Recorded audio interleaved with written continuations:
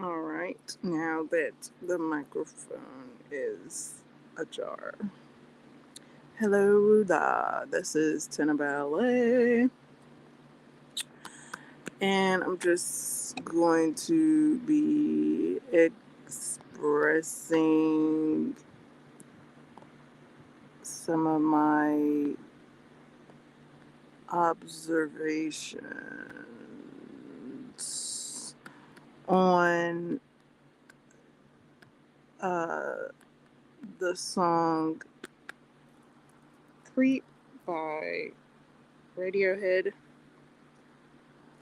So, just a bit of my observations just by just like I literally like just looked over and I was like, gave it a bit of attention, and these are my thoughts from that smidget of attention that I gave to the song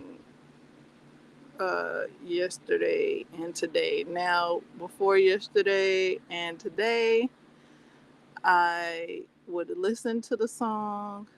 I didn't know all the lyrics. Uh, I did enjoy listening to it. So sometimes I would sing along and I would sing the lyrics that I knew of the song. And I can even remember where I was and what I was doing when I first heard the song. And I've added it to my playlist. I've been listening to it since last year. Like when I put on my playlist and let my playlist run, it'll come on. I think since last year, uh, at least I think last year. So I added it to my playlist last year, and I think last year, either last year or earlier this year, and I just been rocking with it ever since because it's one of those songs like like it's like one of those songs like a fresh baked bread from a bakery. Like when I heard it, that's how it was when I heard it, like fresh baked bread. Okay, bakery got fresh baked bread out today. Okay, so that's one of those songs that uh, sure I'll add it to my playlist. Okay, sure I'll sing the lyrics that I know. Okay, yeah. Love all the sounds of it, the vocals. Uh, okay, so that's the background. That's the background now. Um, Present date. Yesterday, I was it yesterday or the day before yesterday. I was listening to the song. It might have been the day before yesterday. I was listening to the song and I was able to see the lyrics. So it got to the part where I didn't know the lyrics. So I was singing all the way up till I didn't know the lyrics and realized, hey, I could see what the lyrics are. Okay, so let's see what these lyrics are today, that day that I was looking at the lyrics. So we wound the song back.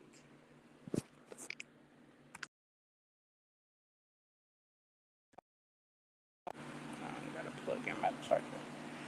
We wound the song back to the beginning, and uh, I didn't even know, like, well, reading the lyrics and singing the lyrics is a bit different. So I was like, oh, okay, so that's how that word is ran. Okay,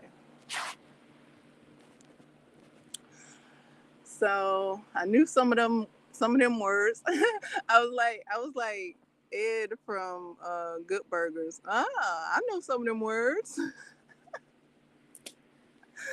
So then I got to the part where I really didn't know it, and then I was able to see what it said. I was like, "Oh, okay, that's what you've been saying all this time. Okay, okay, all right, all right." So enjoyed it, uh, sung along. All right, uh, yeah. So it uh, gave a bit of like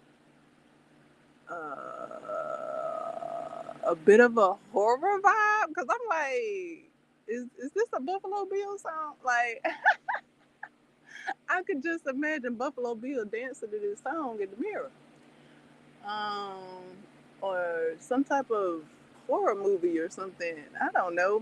Maybe a Batman movie or something. I don't know. Like, was this song ever in a movie?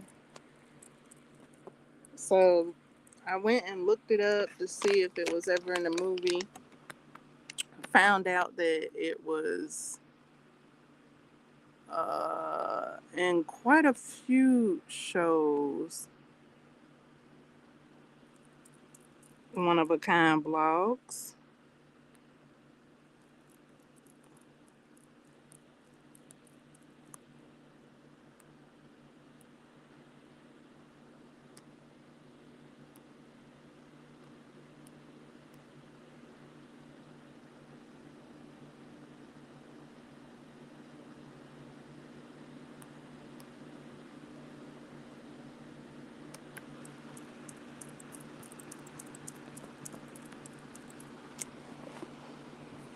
Uh,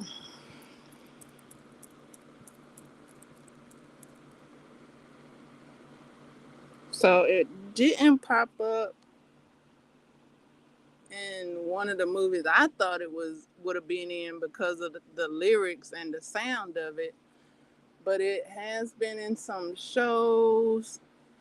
It's what from my minuscule research, my acute bit of research, you know, the bit of attention that I gave it, I saw that it was connect or based on a movie, or yeah, that's what the article said. I think the article used the word based on a movie or something like that. Yeah. So uh, I put the movie on my list of movies to watch. Looked up a few movie reviews. Some people don't care for the song. Um, I don't mind the song. Like, I like the sound of the guitar. So yesterday I looked up the band, and I like that I saw like there are at least three guitars being played.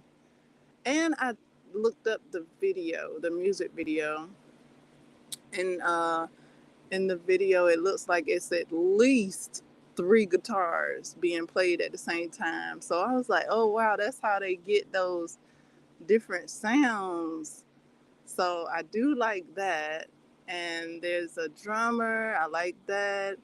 There's a vocalist, like that. And I like how the lyrics are sung and the guitars are being played and the drums and whatever else that I don't know. I don't know. I don't know. I'm only seeing I'm only talking about what I'm seeing.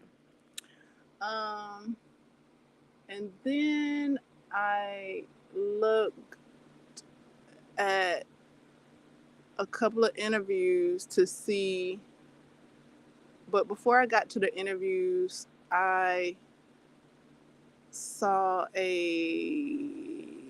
I don't know, I guess this is like a personal research documentary that somebody did on them. So I watched that and about the song, and learned from there that they really don't care about the song and they stopped playing it. because that was then and this is now. That's what, okay, so that led me to my observation, and that is that the song is a great depiction of like a picture. Okay, so before I go into my observation, um, from the bit of research that I did, where I was listening to this person giving a report about whether they liked it or not, how they felt about it, how it, what it did, and things like that. With the group, is uh, they felt like it was something misleading to what the band would offer next. Like everybody was hoping that they would make something the same or similar. So they kept asking, like the audience, I guess, kept asking for something the same or similar. And the band was like, no, that we that that was then, this is now. We're not in that place right now. We were then and now we're not. So my observation of that information that I researched, I came to the conclusion that um, that was a great depiction of like a painting, a painting in um, music format, a painting through the lyrics and the music. That's the art of that product there. And then for people to ask for them to do it again, it's like, well, no, you wouldn't ask an artist per se to, you wouldn't ask an artist to, and then they're artists as well. So I'm likening it to like a painter artist. Like, would you ask for the same painting from a painter, from an artist? No, you would receive the next painting that they did. I know artists, painters have like styles, but they also create different paintings. You're not looking for that same copy. You're not, when looking at a painter who paints. So that's how I saw that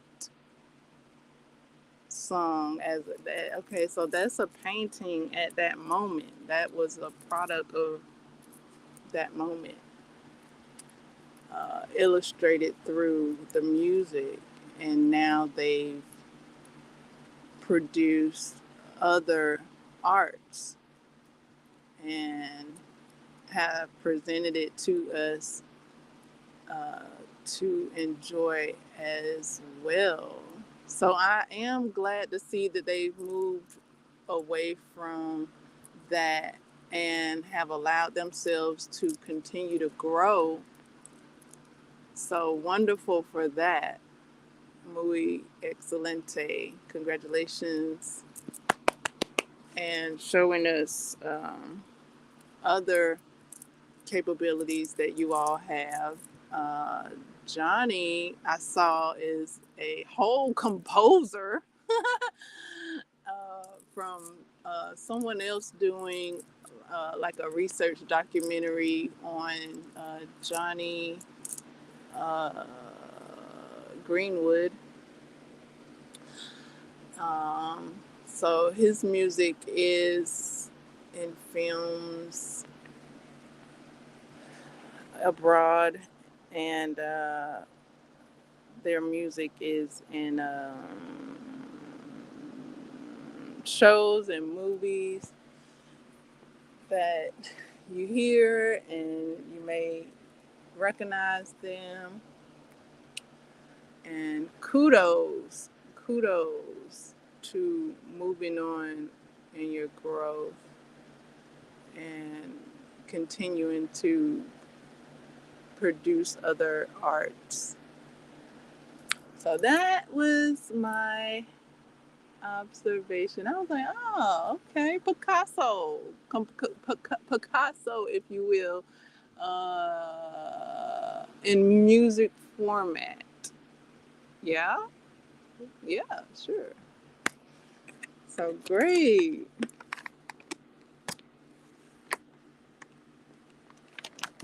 wonderful. Also, I see in one of the interviews I saw, um, Tom has Tom York has a film on Netflix, and it's the same name as one of his most recent albums.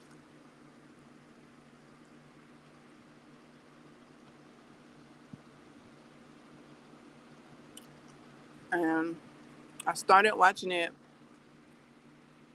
and I really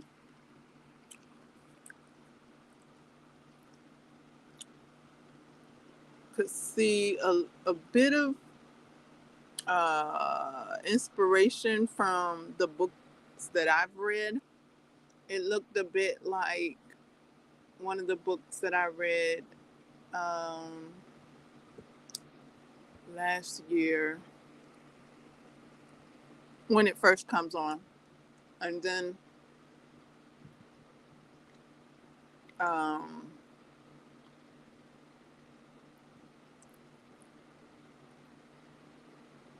I began to see the translation of it in the second scene. So in the first scene, I was like, like where it was going. I was like, okay, that looked like that book right there that I read. Boop boop boop. Okay. Um. Then in the second scene, I was like, okay, I see like the translation of the falling in line, so to speak, and then um the translation of falling out of line and becoming a leader, or in a sense being followed when you fall out of line. I saw that. Oh, okay, I see you. Good, get it, get it, artisticness. Let's go. So then, after that scene, I was like, oh, I was looking for it to do something else. I could actually like begin to see where the vision was going. And I was like, okay, I saw it like that, but then I saw it like that. Okay.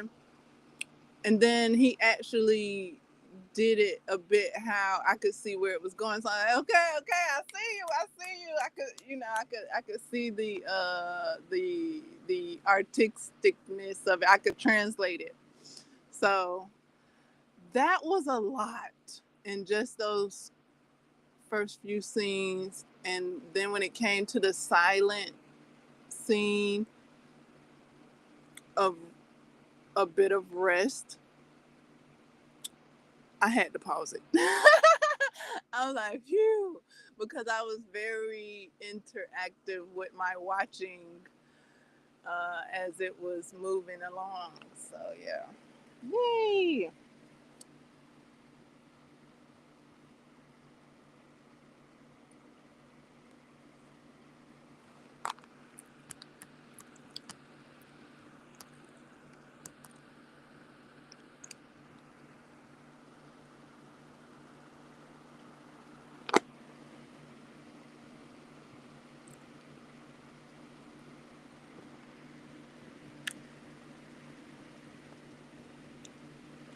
So I was like, whoo, okay. Oh yeah, that's it. That's all. That's that was it was minuscule, but it was more than I ever gave. Like I just like, just gave it a bit of attention. Just looked over at it because all this time I was listening to the song and humming along and singing what I did know. I didn't turn to look at it. Like, I mean, I did like look at the cover of the album and things and the artwork and things like that so that I could recall it back when I was ready to listen to it again. But that's it. And then it played on my playlist and I was able to look at the lyrics, and the lyrics just brought this whole live stream on today. So yeah. Hmm. Oh,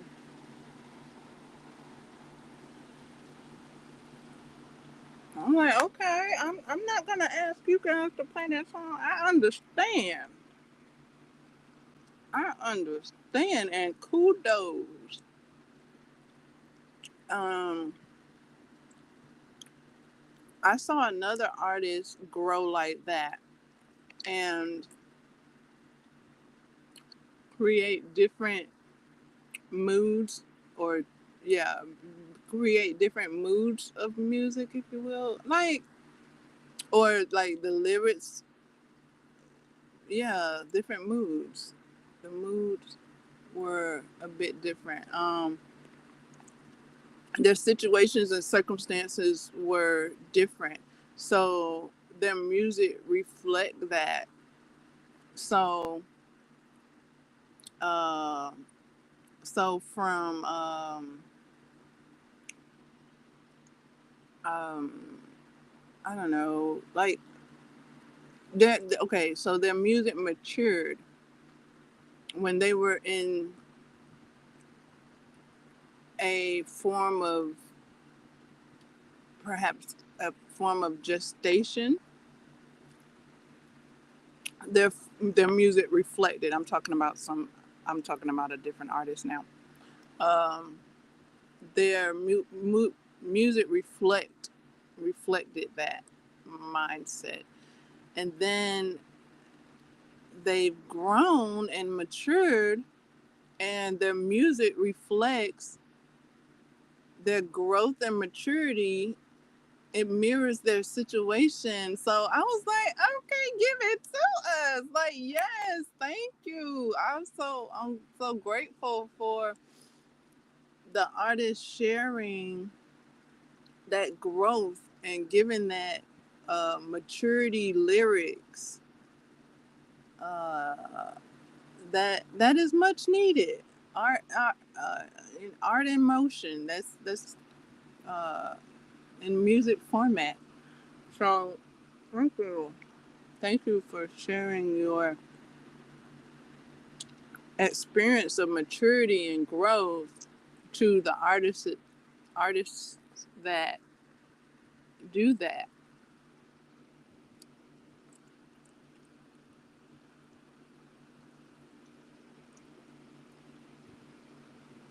Because a lot of times, as we're all growing, or just in gestation mode, we can create then and there, and then in our different stages, we create there, and then as we grow and mature, we create there. So it's like a timeline of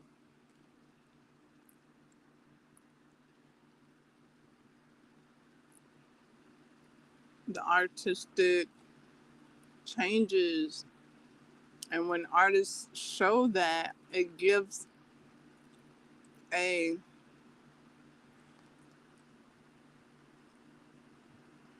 perspective that we didn't have when we were in gestation mode, but we have it now because we've matured. So now we have that music, that timeline, that music that marks each uh, stage that we are in our growth when we do grow. So, yay! So I get it. I get it. Hey, I was there then. Now I'm not. I ain't. And it's like you're not trying to go back. And it's a whole can of worms with that. Music have feelings, and then you got the manifestation stuff and your feelings. So you got to keep that in check and and balanced. So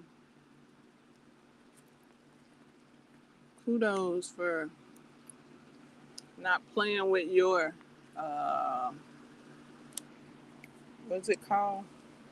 Not playing with your well-being, and kudos for having your boundaries in check and knowing what that means to you. And so yeah, kudos to Radiohead for the boundaries that you've put up so that you could create. And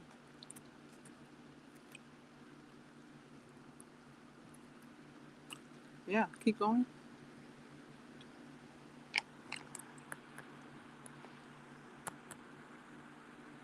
Should you choose? Should you choose?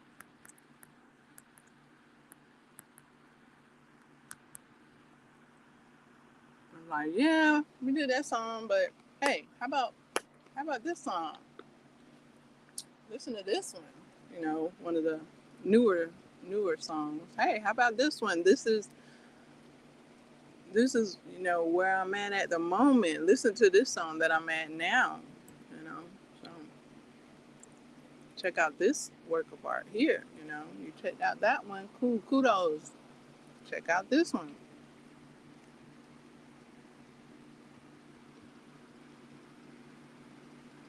See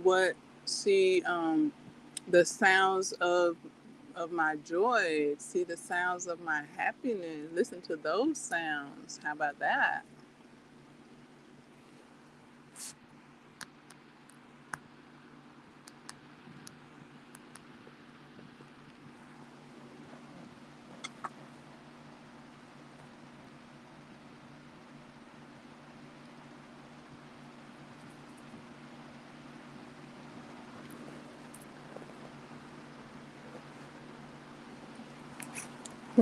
Like, oh, you like hearing that when I was down? Oh, you really gonna like this one when I'm up. So hey, how about listening to this song that I created when I was up?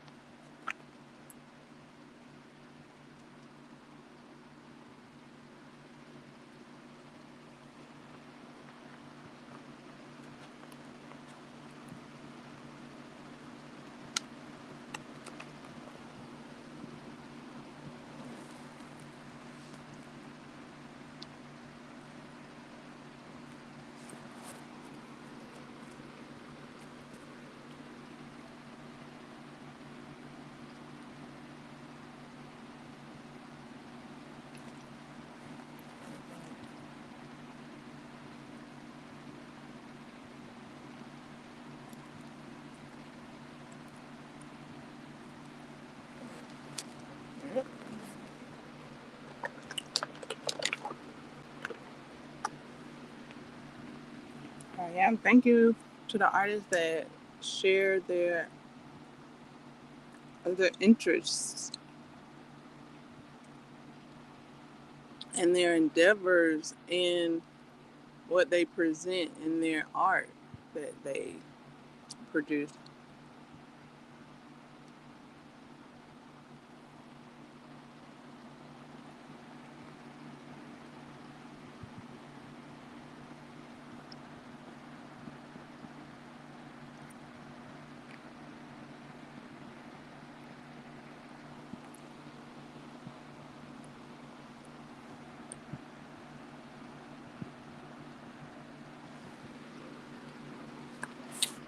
I didn't introduce, but let me do that now. My co-host, the Finn, is in the building,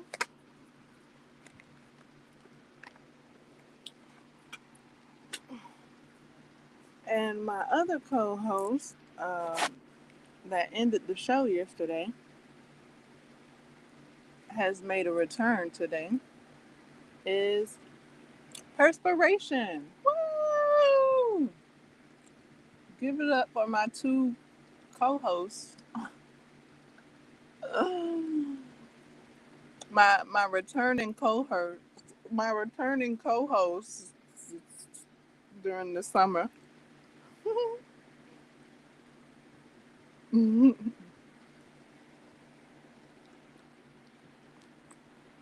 During this summer.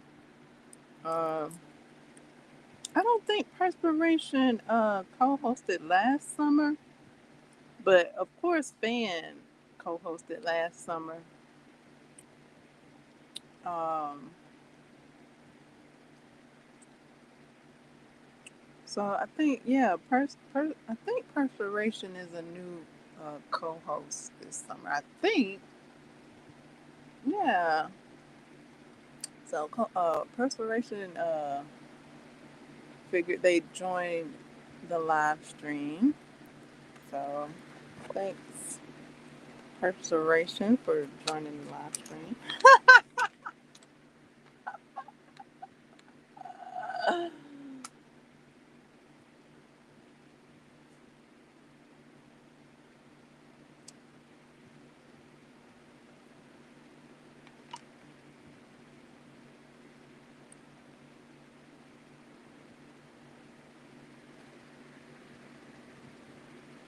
So that's kind of how I was feeling a bit about. I'm just going to flip the subject about the new movie, Final Destination, um, with the character Tony Todd. Like, okay, so this is what I'm getting. Um, like Radiohead, they're not too keen on that song Creep. That's what I'm gathering. Um, they've made so many other pro- projects since then, and it's like, okay, yeah,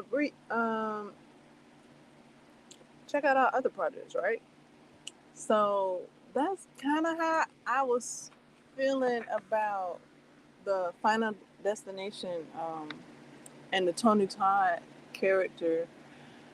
I was like, does he does would like does he want me to watch this, or does he want me to watch something else? Like, yeah, he made this. Yeah, he created it. I mean, yeah, he's in it, but would it be all right if I didn't watch this because the the the gore is not my taste anymore? Like, would he be all right with that, or is he like, it's the hottest thing out? Let's watch it because I'm in it. And I think it could go either way. I think it could go either way. He like, make your own choice. If it's not for you, it's not for you. I got plenty of other movies that you can watch that's you know without gore. So if you're into the gore, here you go.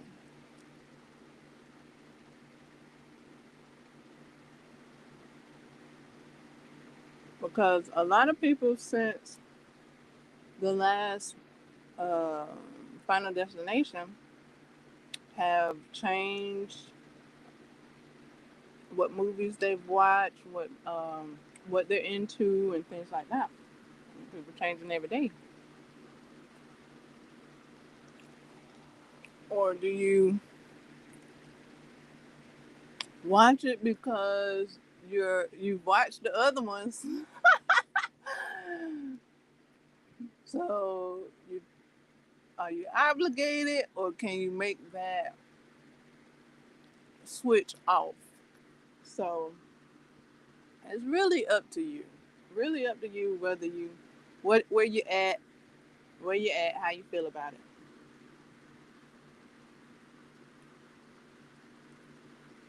Cause I know I have been waiting for um the explanation of the connection of Tony Todd's character throughout the franchise. He's always been my favorite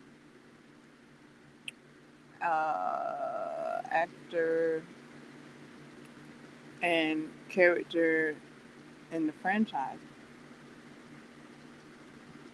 And love to see when he returns. Like yes. Oh, he ain't in this one. Mm.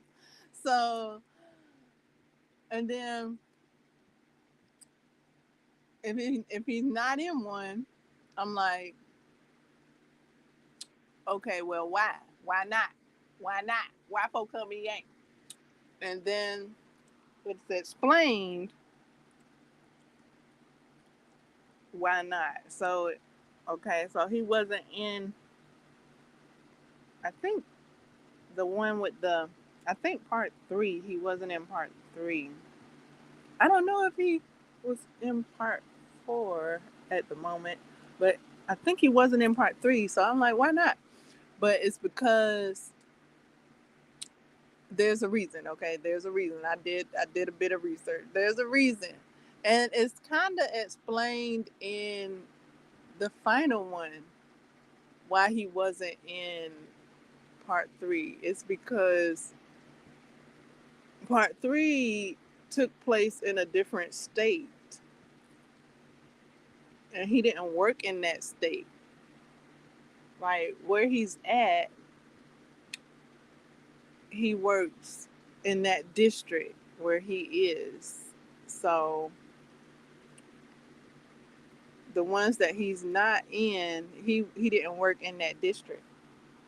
So that makes sense. I'm like, okay, look at that. Look at that franchise making sense.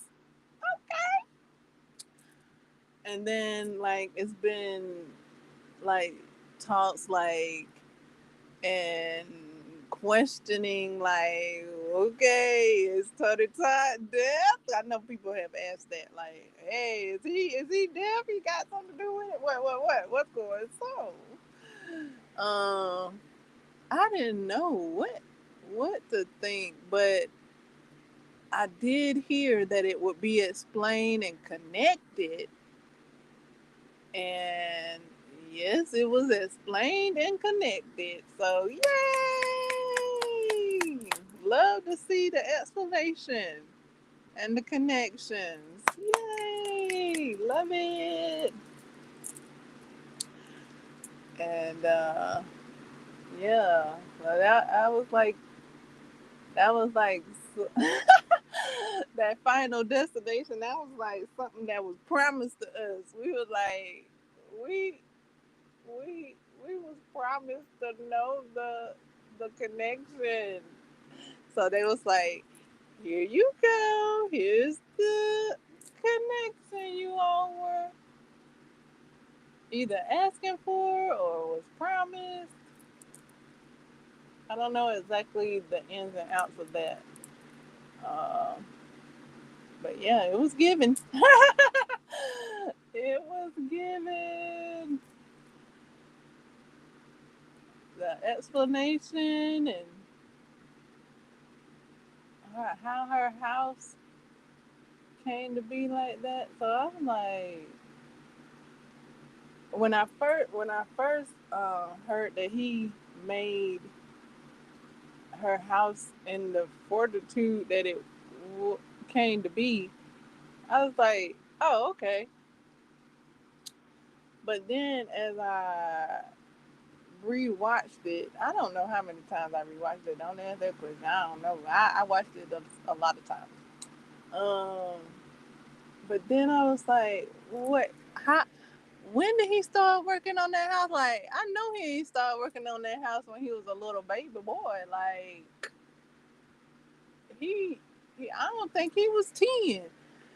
I know he started working on that house then. But it sure looked like he put a lot of weekends in. I don't know what his schedule was working on that place. That a lot of people said it looked like uh, uh, a zombie fortitude or a zombie something another.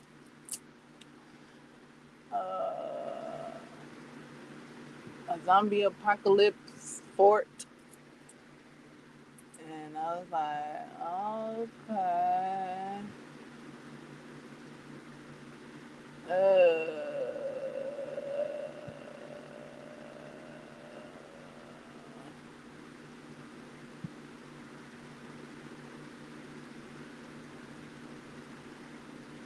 yeah, okay.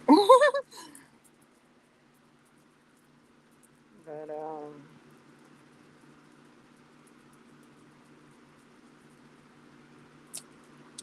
I guess he came. I guess they kept in touch. I think he did say they kept in touch. And I guess as when he got older, like not a child, he was like 10. I don't know. I don't know when he started working on that house, but I'm like, wait, what? Because at first I just took it as, oh, okay, he worked on that house. That's how it got like that. But then I was like, wait a minute. Did he? I know he didn't work on that house when he was 10, did he? Oh, I don't know how. Okay. I mean, I guess. All right. It took a lot of work. A lot of time. Goodness. It took a lot of work. I see he put in a lot of effort. Oof. Look like something off of The Walking Dead or something. I don't even know. I think was that The Walking Dead that I saw? It was something like that outside of a house.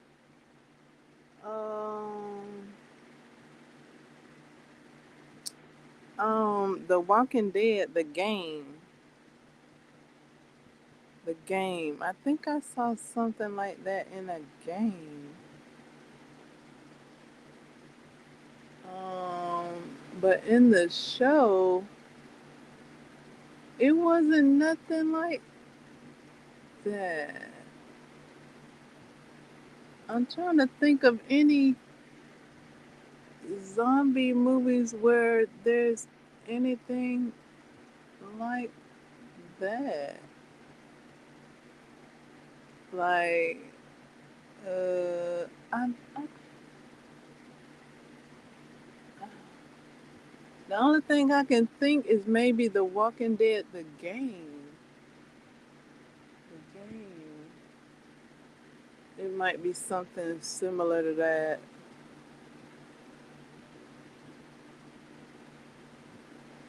Um, 'Cause that was a pretty good setup there. Like,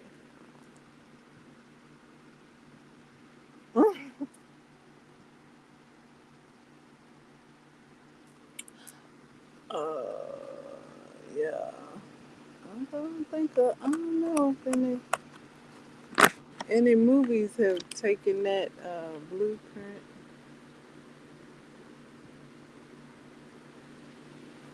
Yeah, but he had that house. He had that house down for whatever.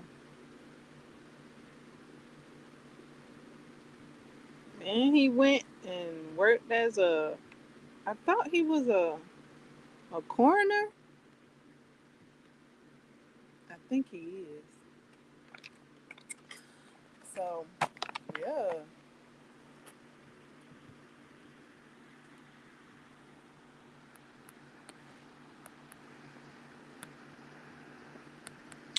Howdy.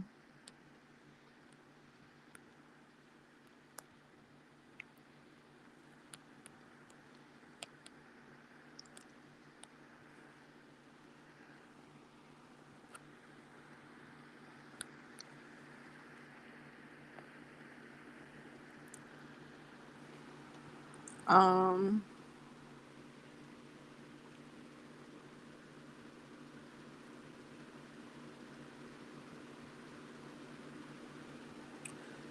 I guess I'll mention it now since I'm talking about music. I did mention it yesterday, and it's another band. Let me. Oh man. Uh, fudge. I'm trying to recall the name of the band. Oh, okay, I got it now. Okay, so um, Creed, their song "Arms Wide Open" is another one of those songs for me that is like fresh baked bread. It's like when I heard it, I was like, hmm, the bakery has fresh baked bread out. It's like, okay, I got to know their name so that I can look it up again and rock it on my playlist. So around the same time Creed, I added Creed, Arms Wide Open. I think I added Arms Wide Open first. Just because I had read a book called "This Ends with Us," and I read the sequel. Um, well, I read the first book first, and then I read the second book. Um, and after I read the book, I watched the movie. And in the movie, Creed Arms Wide Open is mentioned by the character Anthony. And I was like, I looked it up. I was like, I like that song. So I looked it up and I was like, listening to it. I had done put it on my playlist and I listen to it whenever it comes up on my playlist, or either I'll play it when I'm ready to listen to it, like Creep. And it sounds like I heard it in a movie. So I looked to see if it was in a movie, and it hasn't been in a movie. Okay, so when I was listening to it, I was just like, this sounds like it was in a Batman movie. But it wasn't. I don't know, because when I listened to Creep, I thought it was in a Batman movie. And when I listened to Creed, Arms Wide Open, I thought it was in a Batman movie. So I don't know what's up with me and Batman soundtracks. Thinking that all the songs are in the Batman soundtracks. um, but yeah, that's just what I hear when I listen to it. Um, and it wasn't, and it hadn't been in any movies. So I was just like, wow, for real though, for real though, like okay. Other than the mention of it in This Ends With Us. So I was like, okay, okay. Well, that was cool because now I have it on my playlist, and um, I didn't look up any interviews with Creed, but I heard. I mean, I watched like a bit of like a report of them, and it was like they took a bit of a hiatus, but now they've come back since the outpouring of fans bringing back the joy of that song. Um, and they've since been in concerts, or they've since been having concerts. All right, okay, all right, I'm here for it.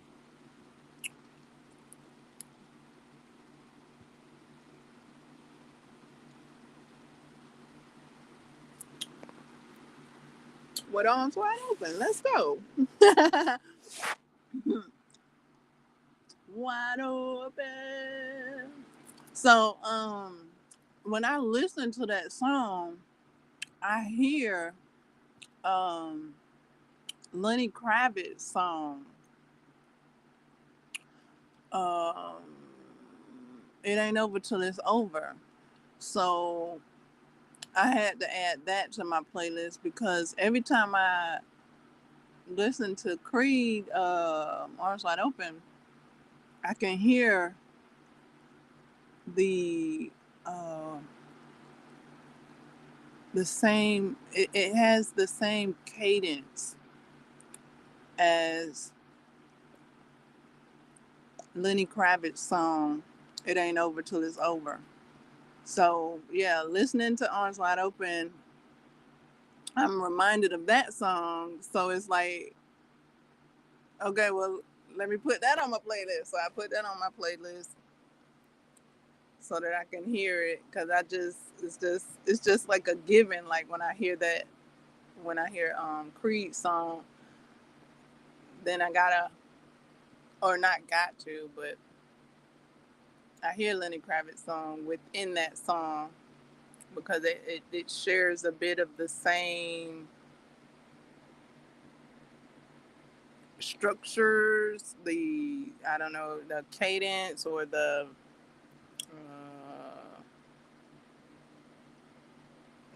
yeah. So because it kind of went like I didn't like I was like I hear it like I could hear it within the song, but I didn't know it, but I did recall it, so I was just like and then when you play it back to back, you can it's like a flow, if you will. You can hear it when you play it back to back from each other. Well, I can hear it. So, yeah, had to have that on my playlist after having Creed on my playlist. I was like, that sounds like that song, and I could like, kind of start humming the other song while listening to Creed. So, like, let's share something here, whether it's the beat or the cadence. It's something similar to those two. So, yeah.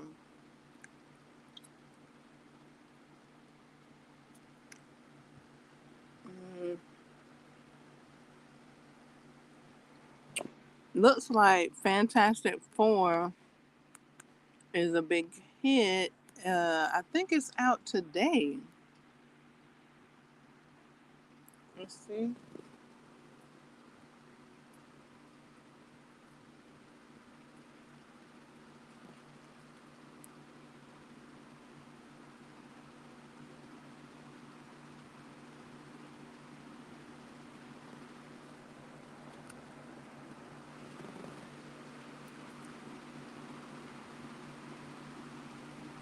No, it's out tomorrow, the 25th.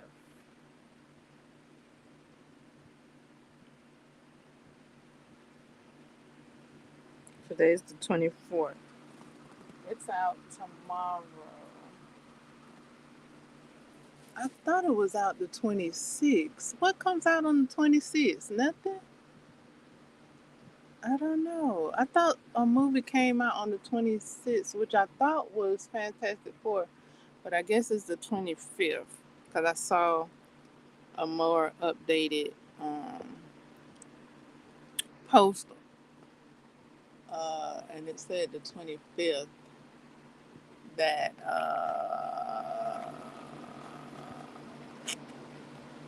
Fantastic Four was coming out.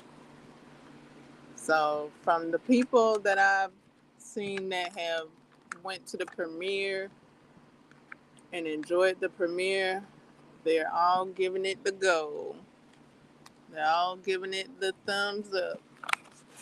Um, I heard that it has at least like three different depictions of science in it. Um, so that's a hype about it. So kudos, excellent.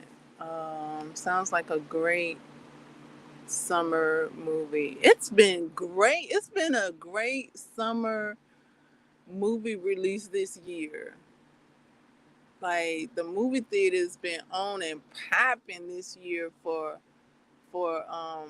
films. Like it's been a good movie out at the theaters like every month, I think, this summer.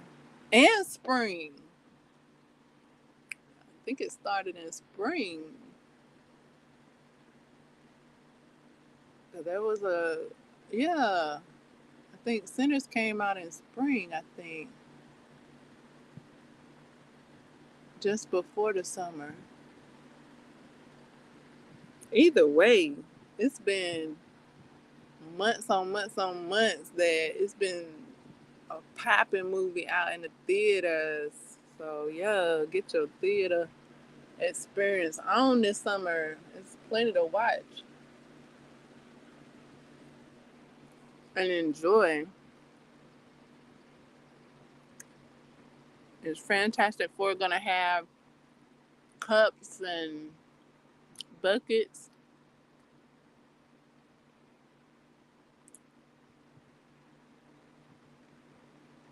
like How to Train Your Dragon.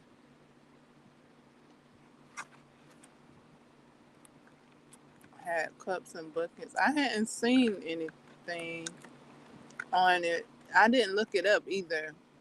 Um, when when How to Train Your Dragon was coming out just before Father's Day weekend, I wondered the same thing if they were gonna have buckets, popcorn buckets, and I looked it up. I don't think anybody said anything, but I looked it up. Now, the only time I heard that a movie was gonna have its own bucket during this like spring, summer was Mission Impossible was gonna have its own bucket. That's the only post I saw about a bucket.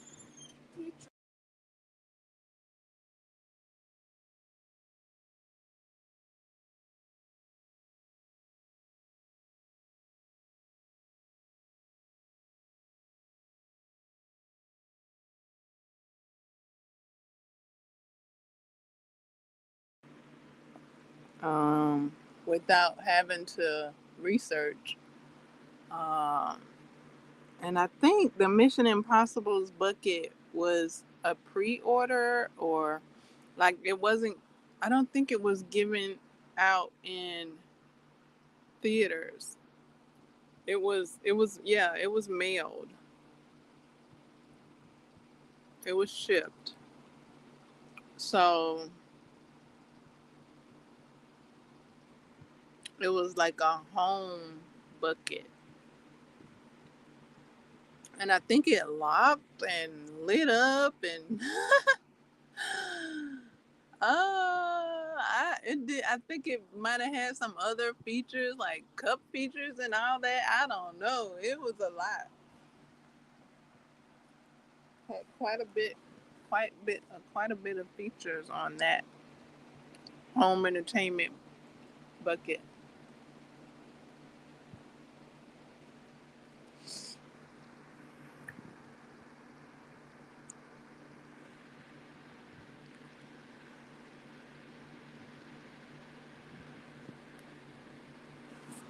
So I guess when you order it, of course it turns into a home entertainment bucket. I don't know if before you could take your bucket to the movies. Um, and now I don't know if you could take your bucket to the movies. Guess that would be a wise thing to do. So I guess it would be home entertainment for home theater purposes only.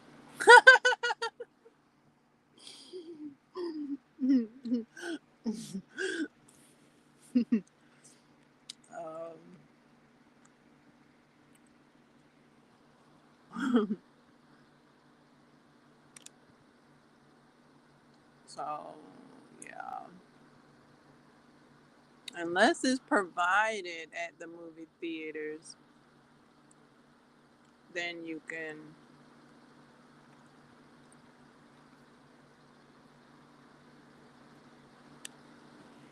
probably fill it up there.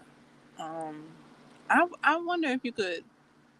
I don't know how it comes. If it comes wrapped, and then you will have to open it, and then maybe get your popcorn in the regular container or bag, and then sit your container or bag in. Sit all of that. Sit that. Get that, and sit it inside your souvenir keepsake bucket while you're at the movies.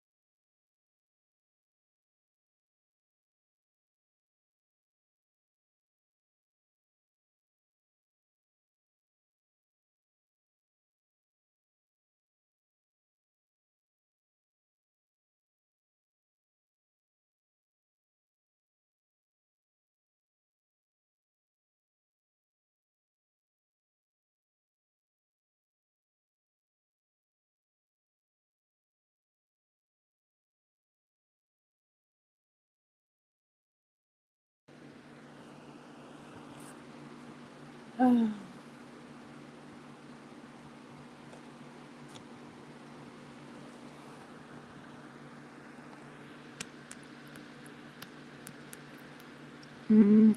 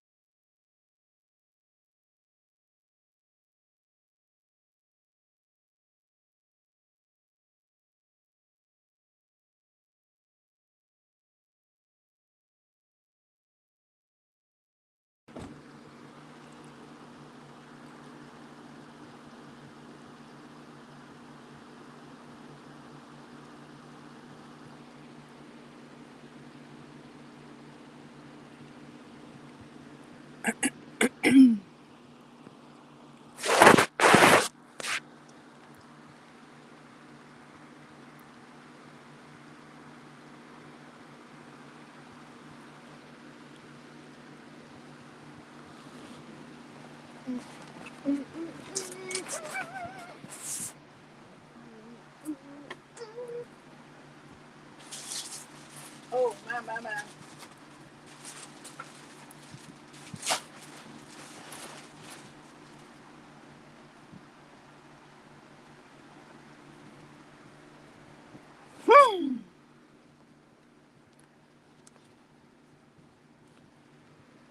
Okay.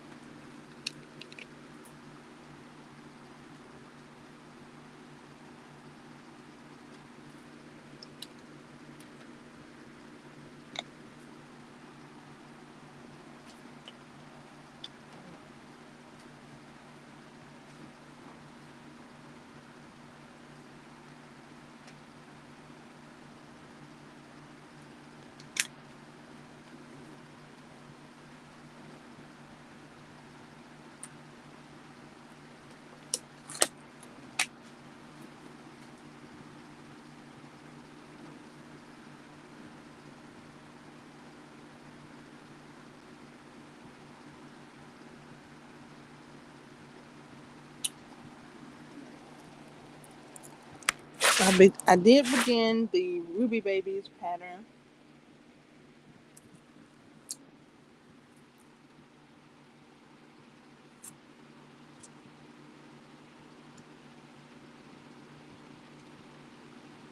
I'm on the first row,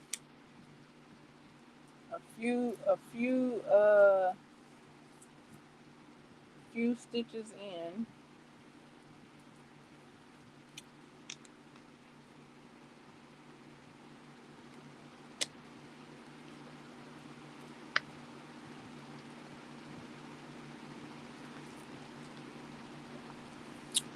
Um,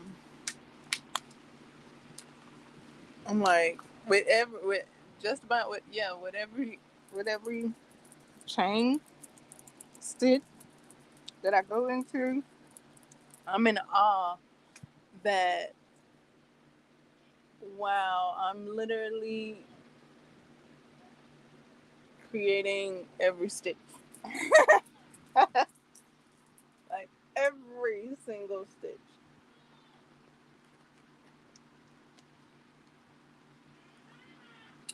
It's handmade.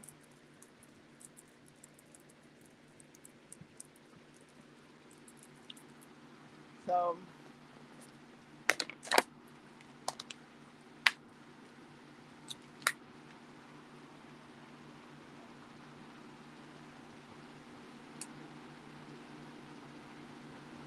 admiring my handiwork.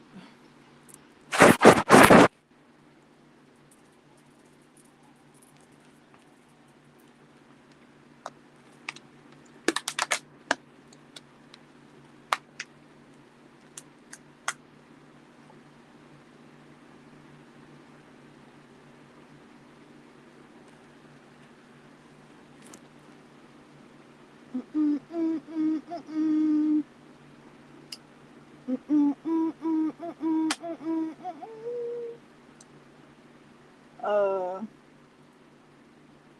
yeah, that part right there. It's similar. Whew.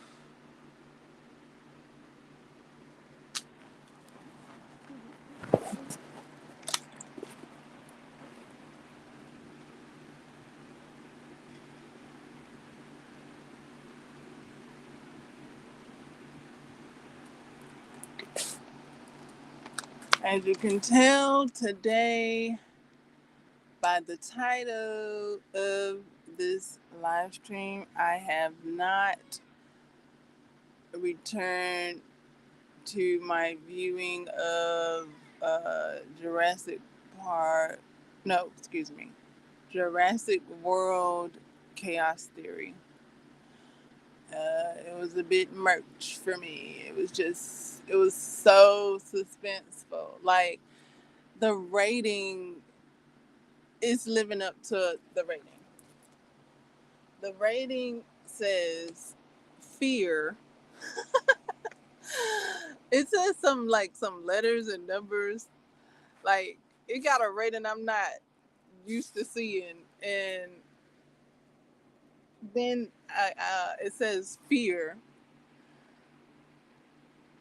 In one of in a lot of the seasons, I think in all of the seasons, it says has the word fear, and then it has in one of the later seasons it says fear and language. I think that's what it said.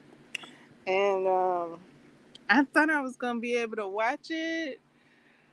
Oh my goodness, it's so suspenseful though. Like, I can't watch it on an empty stomach. Like, I felt like that about Madea. Like, I couldn't watch. And Madea is not scary. I just couldn't watch it on an empty stomach. So the same thing going on with like, I had that have something in my stomach. Like, I was feeling I guess I'll quote Stu from Scream. I'm feeling a bit woozy here. So yeah, I couldn't watch it. Um, I don't know if I'll return to watching it. Um, and um, um, that I'll go ahead and talk about that, because that's in the same kind of topic of Terrifier 3. I haven't watched Terrifier 3, and I probably won't watch. Most likely, I will not. Like, I was kind of like, do I watch it? Should I watch it? I have seen all of the previous movies. I've seen one. I've seen the other movies, Halloween Eve 2, Halloween Eve 3, and whatever else I've seen. And now Terrifier 3 is available, and I'm like, this is my stop, okay? Because, and I'll tell you what helped me make my decision. Because I was researching to see whether to watch it or to not watch it. And it's available, so if I wanted to watch it, I can watch it. But it's like, it's not where I'm at the moment, you know? Like, that's where I was when I was watching the first ones, but I'm at a different place with this third one. Like, so what did it for me? Okay, so I did watch some reviews, and I've had my own experiences as well. I've had a couple of experiences. Um, so yeah, what helped me to leave that movie be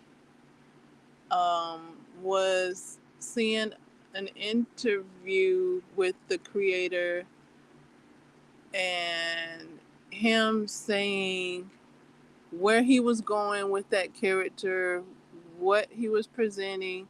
Like, He wanted to make it clear, this is no hee hee ha ha. This be that shit right here. Like this ain't no hee hee ha ha. This ain't Ronald Madonna. Okay, he ain't say that. I'm paraphrasing, but basically that's what he said.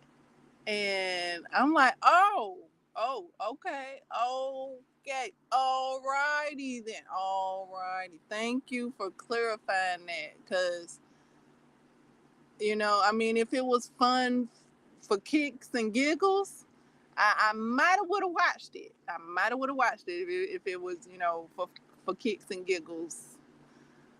But he was like, "Oh no, Contremon for this right here is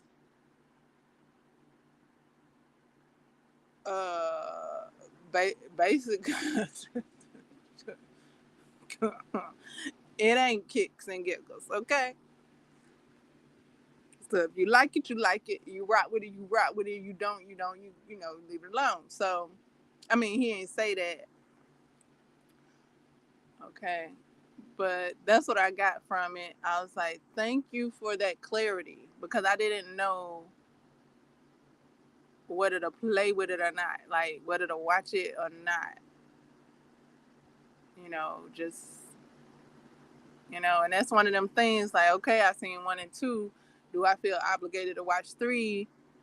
I mean, I would have watched 3, but like I said, I did a bit of research to see, because I was hearing what it was giving, and then I saw the interview, and David was like, "Nah, shawty, this ain't what you want. If this ain't what you want, then this ain't what you want."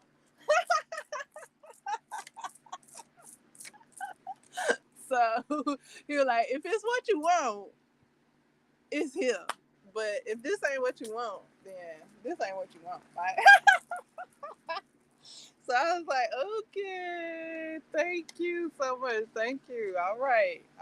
That made my decision much easier." Uh, and I'll leave that be.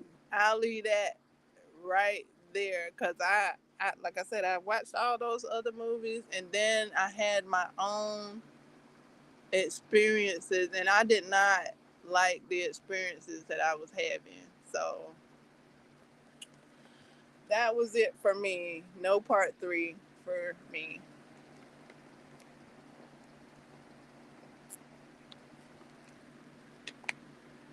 Because I think I had an experience when, after watching Halloween Eve, I think it was Halloween Eve, I had an experience then. So yeah, that wasn't even from watching Terrifier. That was Halloween Eve. And then when I did watch Terrifier, I did have a bit of experience there as well. It took me a couple of tries to even watch that movie. I think I did watch that movie, and then I wound up um, uh, what, like, oh my goodness, what did I just see? Like, what? Oh my goodness gracious. And then part 2, after, actually, before I watched part 2, I did some research, and I watched how it was made before I got the gumshoe to watch part 2. Like, I had to see how it was made. I watched the whole documentary of how it's made and the interviews. I think I even saw, I think they were at Comic-Con. If they weren't at Comic-Con, they were at something like it, and they were talking and chatting, and they had photo shoots. And so I was like, okay, Everybody all right? Everybody accounted for? Okay, I'm finna watch the movie. And then I watched the movie. I watched the second movie after I saw everybody was all right and accounted for.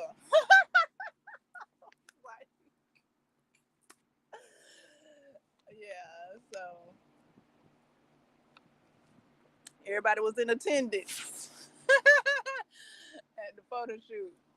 And I even saw the application of the makeup and the teeth of the character before and after. I was like, oh wow, those are not his teeth. Okay, great. I even told somebody that I was like, those are like teeth that they put in, and the person was like, I would hope so. I just was, I don't, whatever. So they was like, I hope that ain't his real teeth.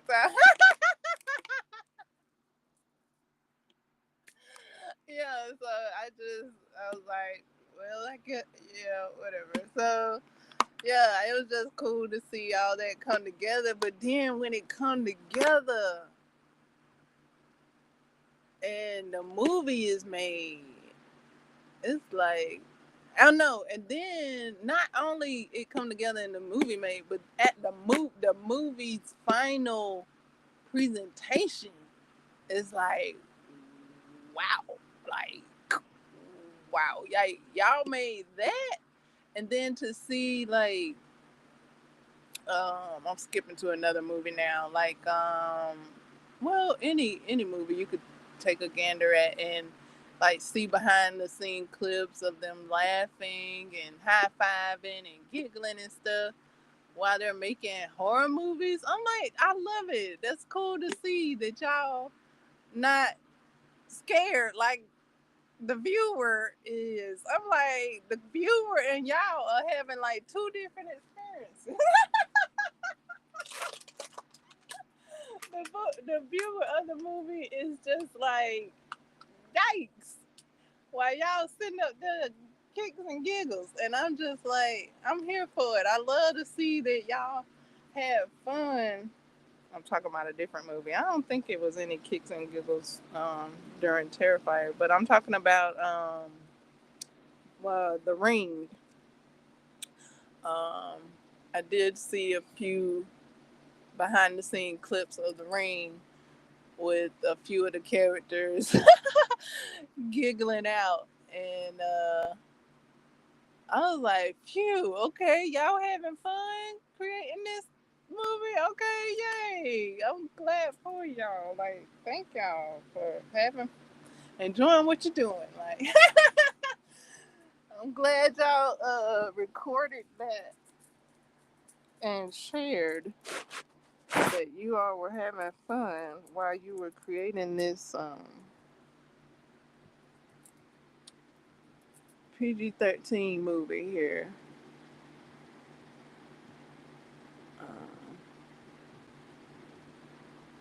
Mm-hmm.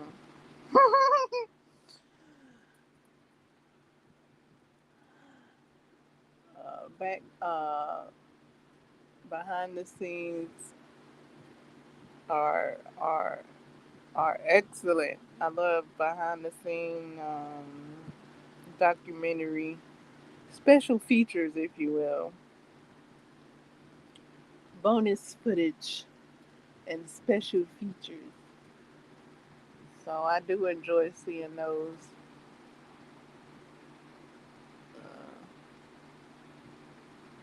Sometimes more so than the movie.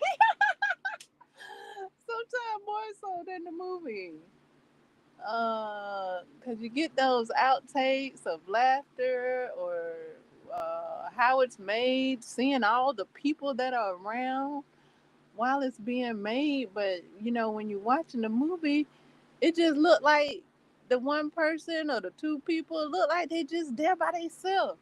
But then when you watch the behind the scene, you see the person crawling on the floor holding the microphone, and the other person crawling on the floor holding the camera, and the other person on their back holding the boomstick. I'm like, wow, they weren't by themselves. They was with a whole group of people, and then that's not even counting the people standing on the side, the whole crowd of people standing on the side for makeup and stuff like that. So yeah, they don't. I like seeing all of that.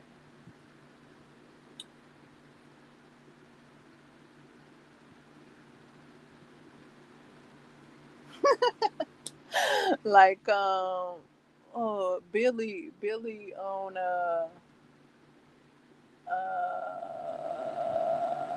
was it Scary Movie one? Billy was like, "There's the sound guy. There's the cameraman. There's the cast and crew over there." Love it.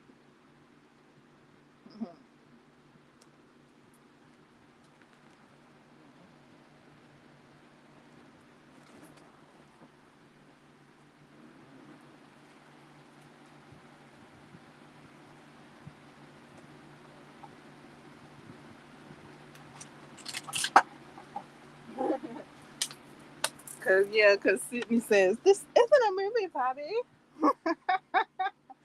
and Bobby says, "Yeah, it is." There's the sound guy. There's the cameraman right there. There go cast and crew. Hi, Dana. Oh my goodness.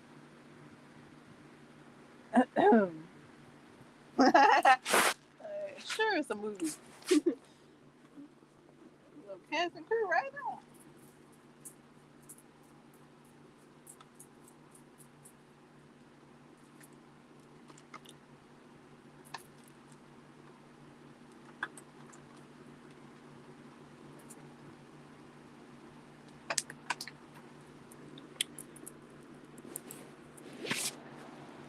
So after I watched, well, I hadn't seen it firsthand just yet, but Final Destination is a great uh has great behind the scene footage. So I did enjoy seeing that behind the scene footage. There was a lot of practical effects uh, being shown, and a lot of it was some giggles. It was a bit of giggle when the mom scene, not the mom, the grandma scene. When the grandma scene gives up the book, in one of the takes, it was a and then behind the scenes, it was a giggle. I was like, okay, she wasn't she wasn't as devastated as she she seemed to be in the movie. Oh, so that's cool to see.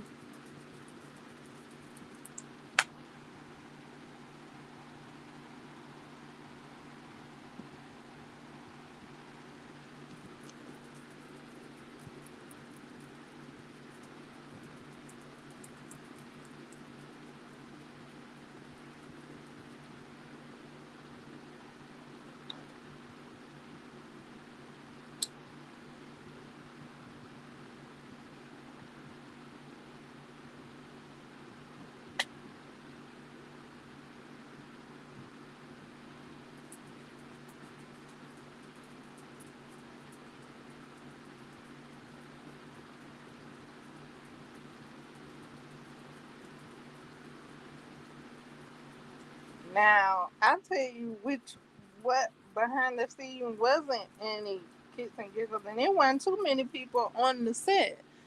Was Squid Games. I watched a couple of those scenes, and it was very quiet on set. Lord have mercy, and barely anybody on the set,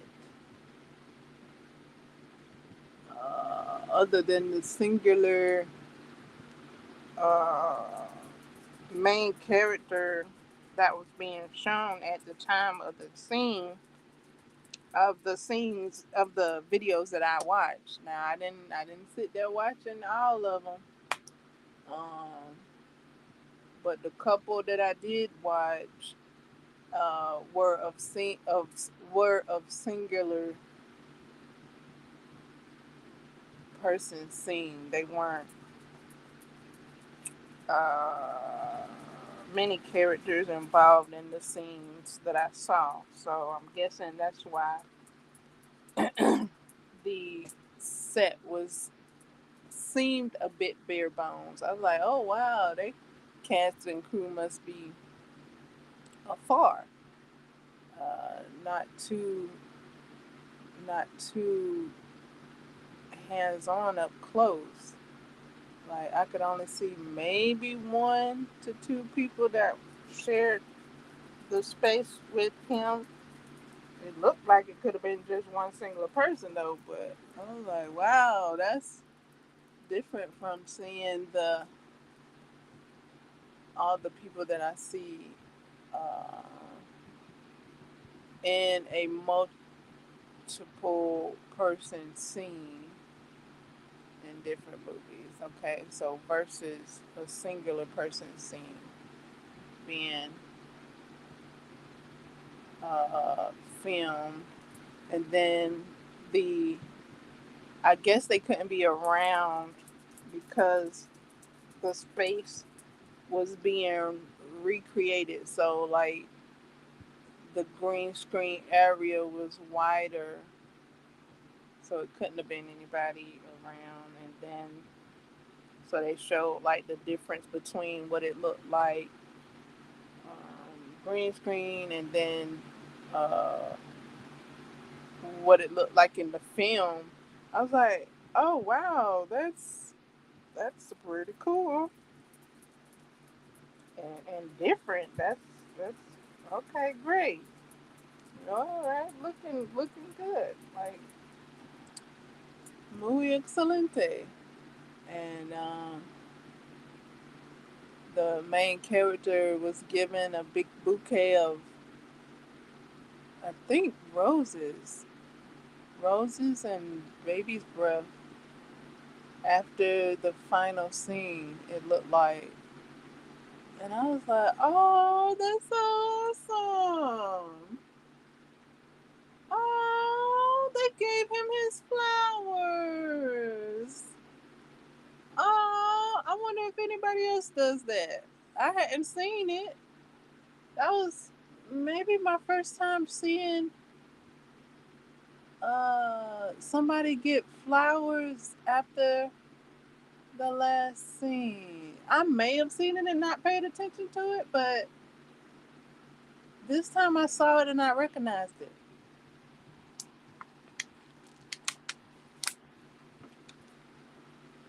So I did enjoy seeing that, and I wondered if I'd seen it before.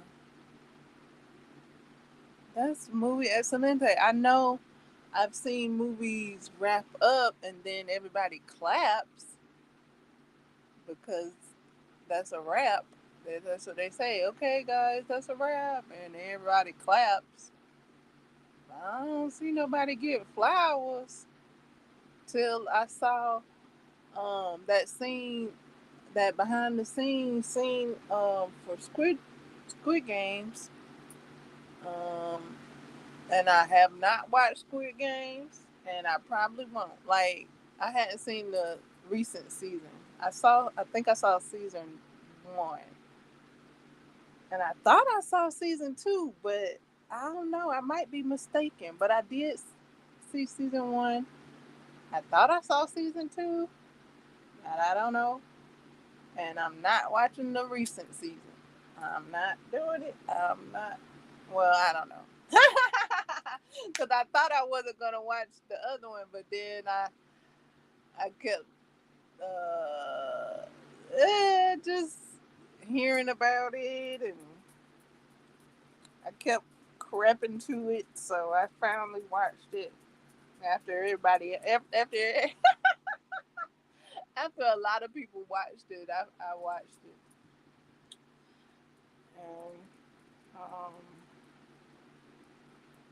but this season seems like it's more of the same, but more, I guess, more intense. I heard that more things are shown in this season than in the previous season. So I'm like, yuck.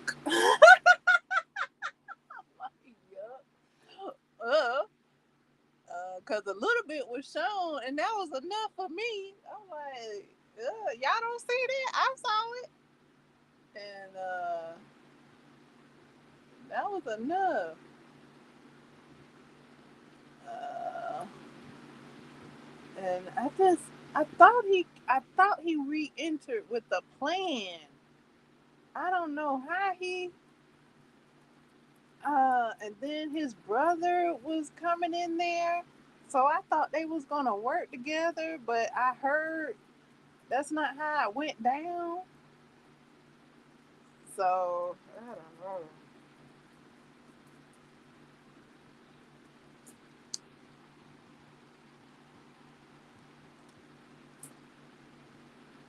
I thought he was supposed to be taking it down from within. That's what I thought his game plan was. That he said he had to stop it. Oh well. That's what it that's how it ended in the first season.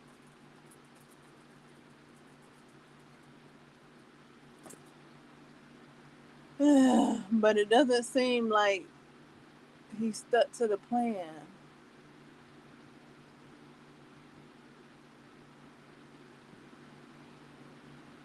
I don't know. I don't know. I don't know what happened with that plan for his reason to return. Cause like he had a whole reason to return, or like a whole mind change. Like, but I don't know if I guess he couldn't follow through with the plan. I don't know what happened. His plan got deterred or what. I guess so.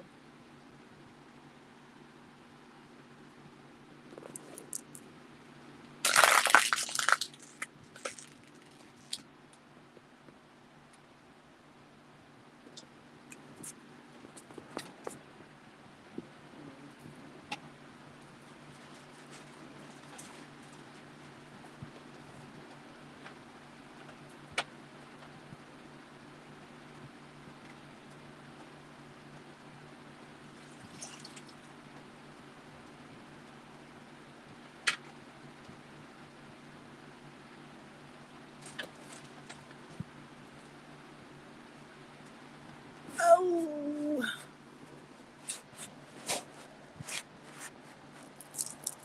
now now I saw a parade of the jump rope game, and I saw like an amusement park type of ride, so to speak, where people could jump rope. Lord have mercy. I'm like, oh my goodness. And then like it's a whole bulletin board of the rules of the game, and it looked like it's over 16 rules. I don't know. I don't know. Like I don't know what the rules are because I didn't watch the movie. And it's like a line, like an amusement park line, and the people got up there and they did the jump rope. A couple of people got out, and I was like, why they got out? Like it's something. I guess it's something to do with the rules. Like I don't know if they jumped late or if they jumped early or they supposed to jump with both feet or they supposed to land with both feet or what. I don't know. They was out. I was like, oh my goodness, this. That's a bit. Ah, woo. So yeah, that person got out. I don't know exactly why, because I don't know the rules of it.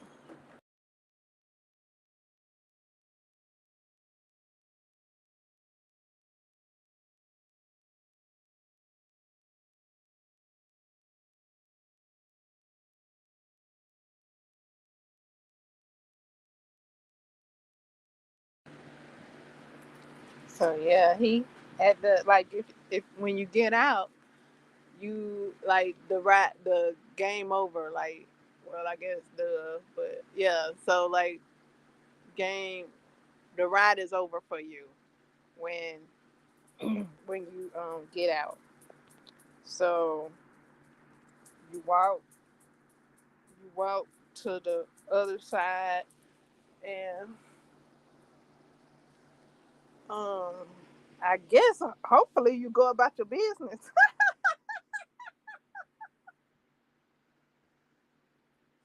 Hopefully you can go on about your business after you done rode that ride, Lord have mercy. And you get out. So I saw that, and then I saw a Toy Story parody of the jump rope. And that was funny. That was I'm trying to remember who was holding the rope. I don't know. I don't remember who was holding the rope for all the characters in Toy Story. Looked like the dino was the dino, the piggy bank. I think Mr. Potato Head, um, Slinky, and Woody, and I and they were in the middle jumping rope, and looked like Sid, the next door neighbor, was dressed in one of them Woody Buddy costumes that the girl Woody doll wears. I think that's one of the characters that was turning the rope with Sid. I think I don't remember, but I think so. Could have been, but it looked like Sid was also one of the characters that was jumping the rope. Uh, that and he was dressed in like a cowboy outfit. Did Sid wear a cowboy outfit in one of the movies? He might have. And so they jump in the rope. They don't jump once, jump twice, and then the dino gets scared and run through all of them and knock them all down because he gets scared. Because okay, so they jumping, and then one of the I think it's one of the alien toys that was in the machine, the crane. One of those, I think it was one of those toys. I think he fell off first because he was closest to the front. I think he was in the front of the line, but he fell off. And then you hear him falling, and then the dino, he looking down, and you could just see just a black abyss, like. And the dino gets scared and he screams and then runs. And as he's running, because he at the end of the dang on line, and he running, I guess he running to try and get to the other side.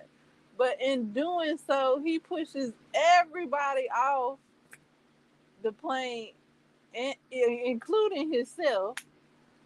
And then Woody, wait, I think it's Sid is the second to last to go and catches on to the side of the plank and or the runway, and Woody is the last to fall off. He actually doesn't fall off. He is able to stay on and catch or try and catch Sid, and then the jump rope thing comes around and knocks him off. And then he wakes up in a cold sweat. And when he wakes up, he looks to the side of him and he sees the Sid doll and the cowboy thing. It's either the Sid doll or the girl cowgirl doll. It's one of them. And when he looks and sees them, I think they say howdy or they say hi or something like that. And then he screams and falls because they on the bed, but he kind of falls a bit back onto the bed. They both sitting up when he wakes up, and he's like, ah, I guess because he's coming out of his dream, and he just dreamed of that same character, and that when he woke up, the character was in his face. So I guess he was a bit taken aback, like as if he was still dreaming. So that was cute to see. I was like, okay, that was kind of cute. It was on the dark side, but I laughed at it. But other than that, I ain't laughing at that stuff. But yeah, that was the Toy Story. That was the Toy Story parody of it. I guess they got in on it because it was like a jump rope game, you know. Uh, but yeah, I didn't know that. I've been listening a bit to the soundtrack. Um, Duolingo has a soundtrack, so I've been listening to the Duolingo playlist, and it has some Squid Game songs on it. I was like, oh wow, I just astonished. So I was listening to that, giving it a listen, and a bit in awe of the soundtrack, and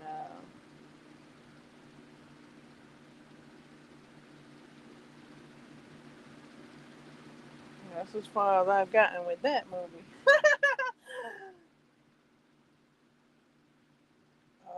I did watch some reviews of the movie and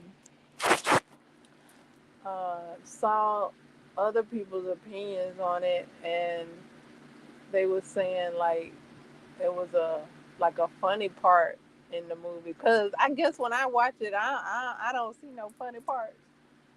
But listening to the reviews, I see other people that they point out what they thought might have been funny. So I'm listening to them and I'm like, watching it, and I didn't see it funny. But when they pointed it out, I'm like, you thought that was funny?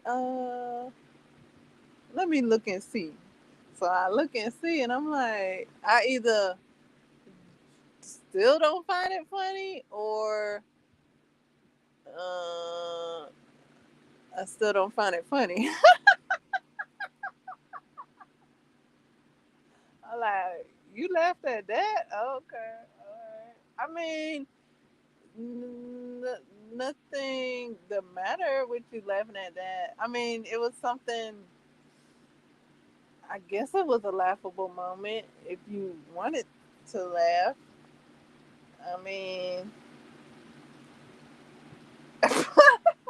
and with some commentary on it, I may giggle. I think that could have been what happened when I did watch it with some commentary added on it.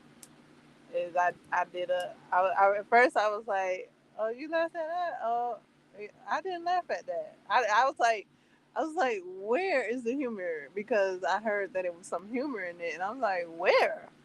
I wouldn't have mind if I saw some, but I didn't see anything humorous. And then they pointed out what they thought was humorous, and I was like, oh, okay, like that's cool that you could even see that amongst the what else was going on. Yeah, I guess that was a bit of a brief humorous moment in there. Yeah, kudos to you catching that, like,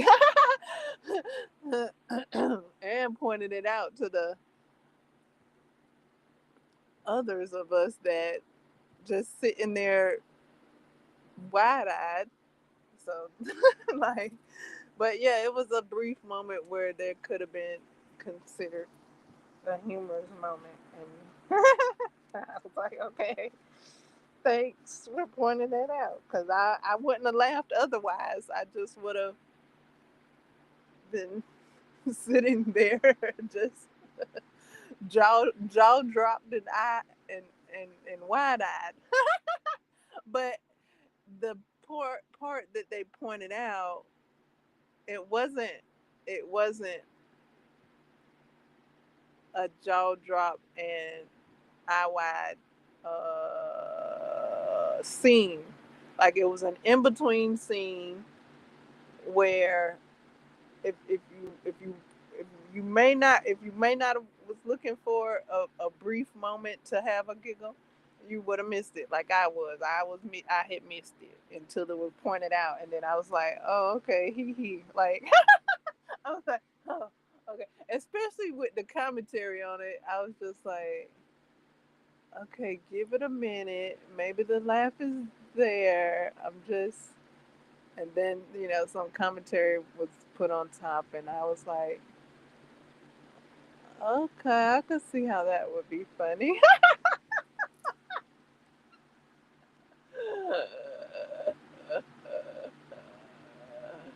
Cause I'm like, what? That wasn't funny. Cause I'm like, I mean, she didn't warn them. She didn't give them no heads up. Um, like, dang, for them to have been safe, they would have had to have just followed her lead and ran behind her to be up out of there. I mean, like, dang, like, now that was funny, but yeah, like, dang, she didn't give no heads up. She just was out of there. I'm like, dang, no warning, no nothing, huh? They just would have had to follow suit, but they just was questioning, like, what's in there? She came out and went to the other side, and they just would have had to follow suit because she wasn't giving no answers. She was like, "Oop, gotta go, wrong door."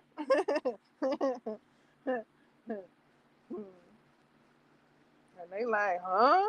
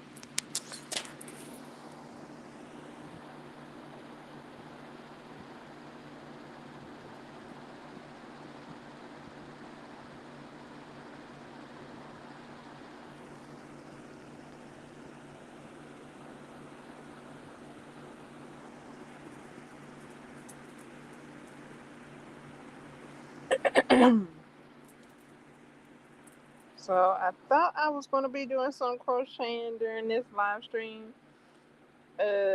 While I was chit chatting, conducting this live stream, if you will. I'd like to say there were no stitches created during this live stream. There was no crocheting during this live stream. Yeah, like before I started the live stream, I had crocheted a couple of stitches, and I was like, okay, great, cool. I'll start the live stream. I'll have my crochet in my hand. I'll crochet during the live stream. No, no contraire mode prayer. Not today. Um, that didn't go on today. Maybe like I know when I have done the loft, loft and chill live streams with the music playing. I've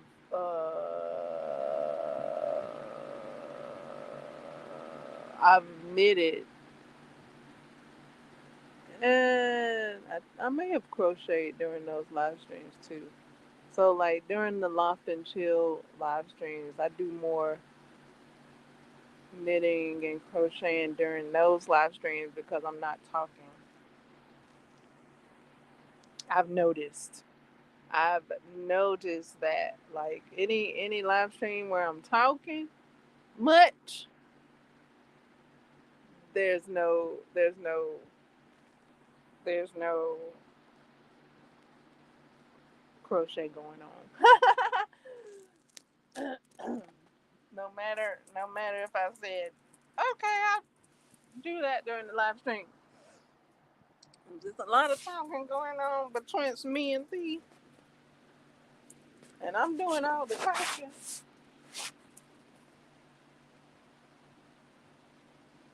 Um, there's no stitches that got complete. Uh,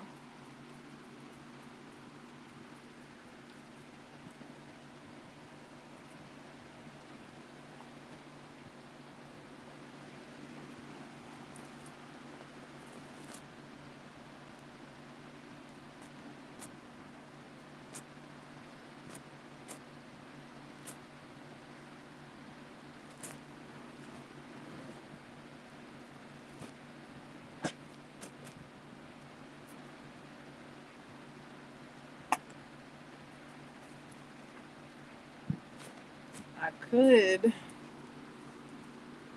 use a beverage right now. I could go for some water, some high quality H2O or some, what is it? H2,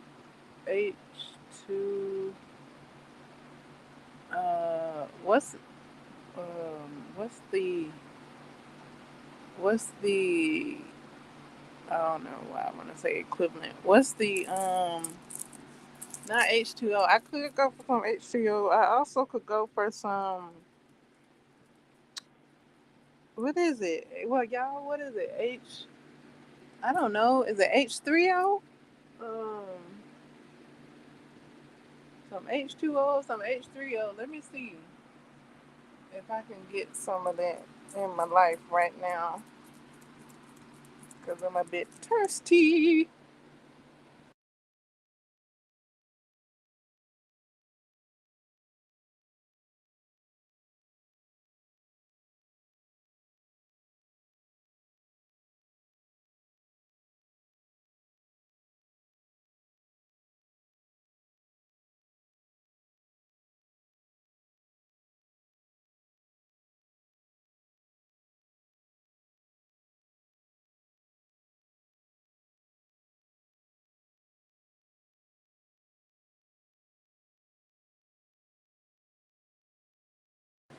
Alrighty.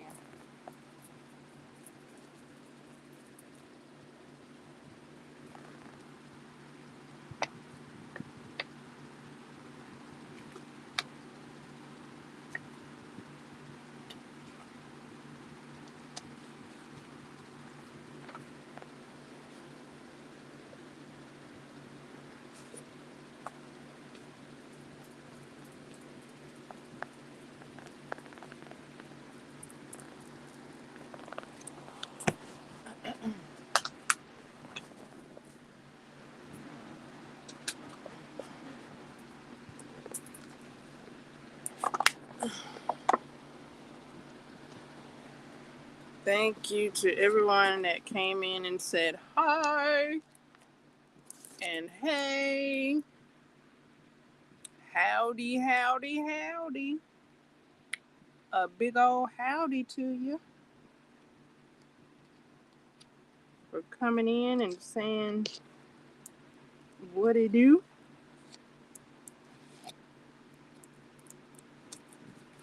I got to give you your props.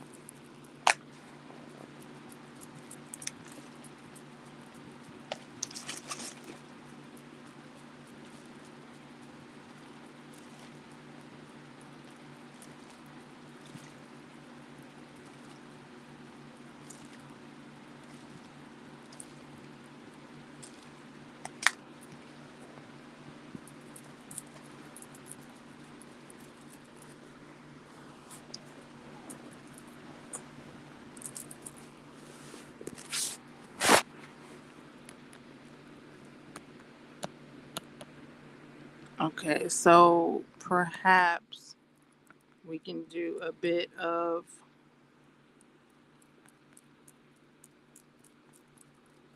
chit chattery during this second hour. What did I just say? Did I say crochet? I think I said crochet.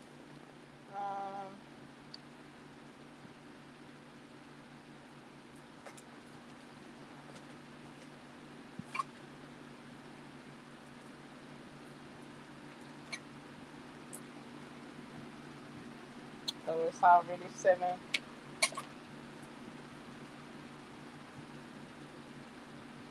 I just set my. Okay, there we go. Okay, fuel up. Fuel up because we're going into this. What happened to my voice? Am I getting hoarse? Hold on. I be getting some hoarse. I be getting some hoarse. Okay.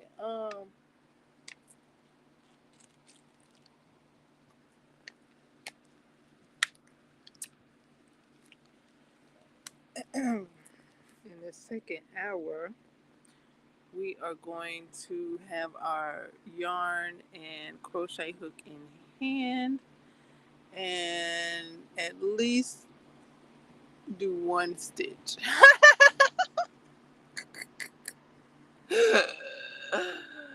I don't know if there's going to be more stitches. We'll see. Because I'm trying to, we multi-talented over here. We're gonna try and chew bubble gum and walk at the same time. We're gonna try and crochet and chat at the same time. How about that? Let's get it. Okay, let's see. Okay, I got it in hand. And it also sounds like I need to fuel up. Seemed like my voice was needing to fuel up. So okay, so I'm about to do a stitch. At least I'll have this one done during this second hour.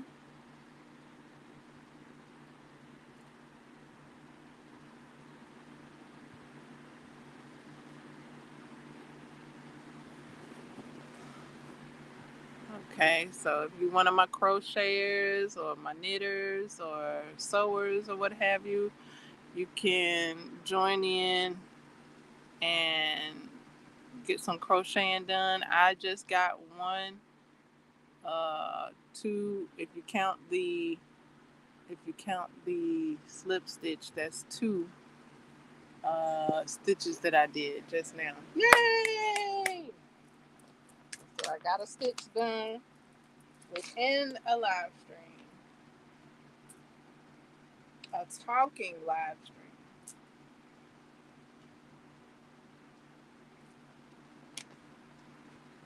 I think I've done that before where I made it my business to do at least one stitch during a talking live stream before. Um,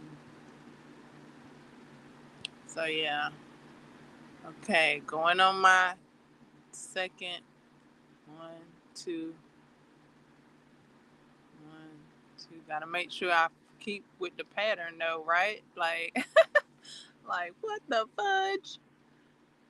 What the fudge, sickles and brownies? Sitting up here.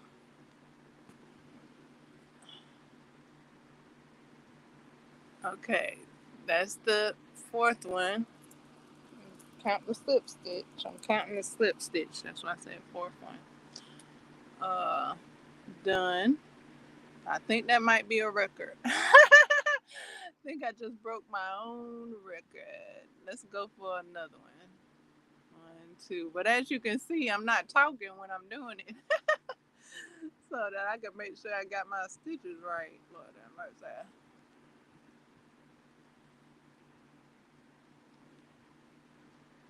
Okay.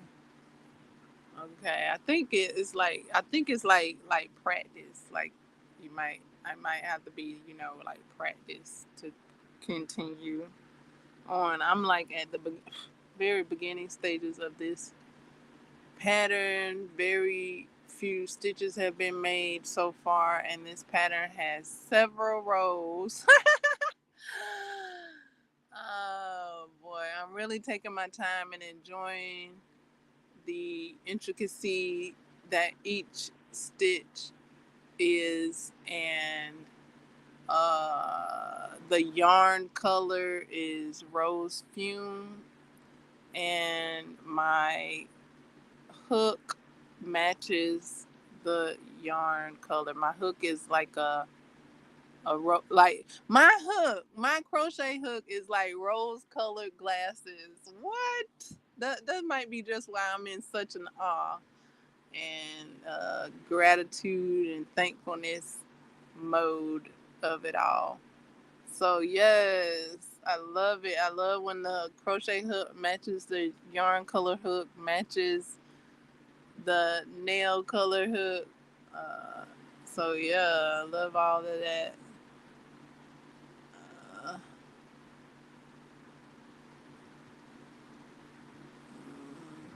one, two.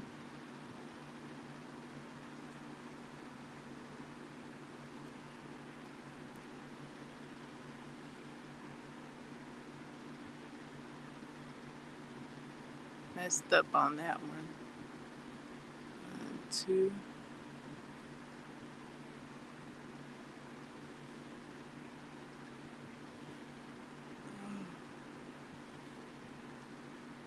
Okay.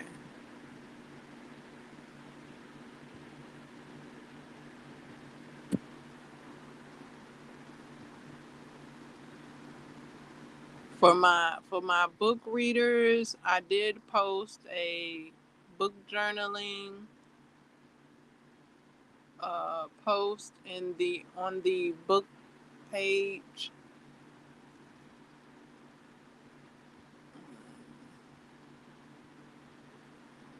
about pens. So if you're looking for the right book journaling pens, I posted about some book journaling pens.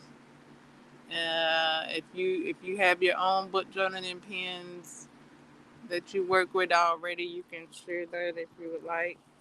For those looking for book journaling pens,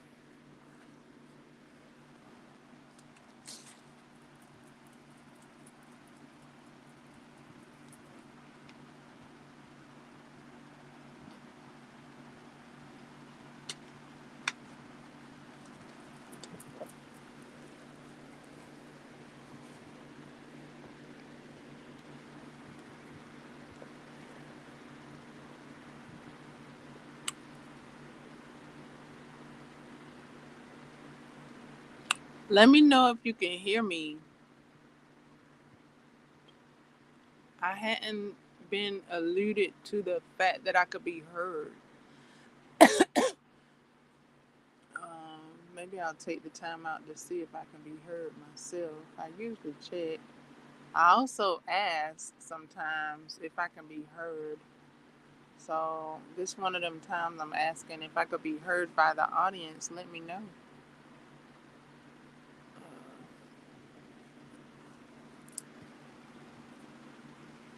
Let me know. While you letting me know, I'm gonna check as well, just in case you don't let me know. Let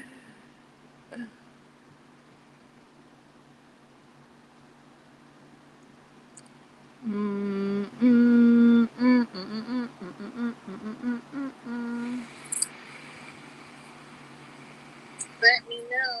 Okay. You let me know. I can be heard. It's official. I'm audible. Number one chatter in the chat.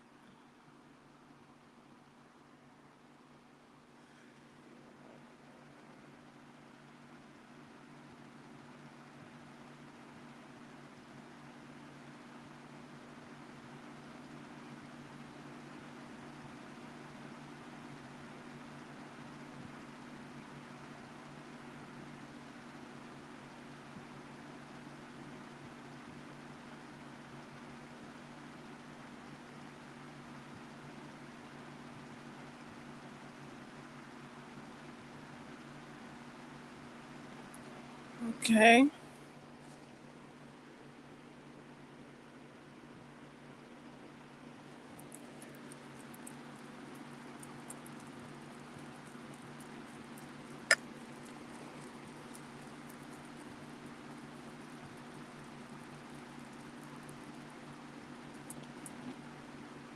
So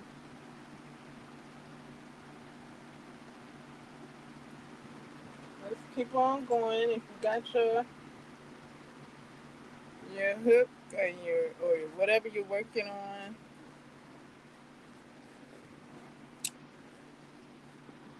if you want to bring up another craft, you can. Okay. Um, I'm working on a pattern by Ruby Baby.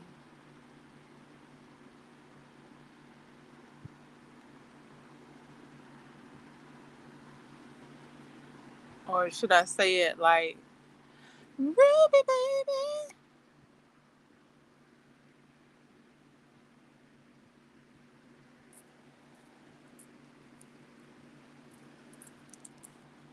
Loving every stitch. What did I say? No, I didn't say that part, but I think it's loving every stitch. Oh, I think I just called her Ruby Baby, but yeah, I think it's loving every stitch by Ruby Baby. I think I got it just then, right? I think I got it right that time.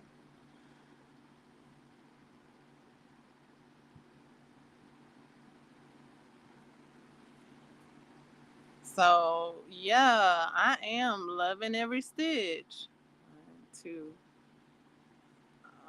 with this pattern, this is a yarn that I was looking forward to working with. I didn't know what it was gonna be. Um, I didn't know what I was gonna do with this yarn, but I was looking forward to working with it because the color is so immaculate.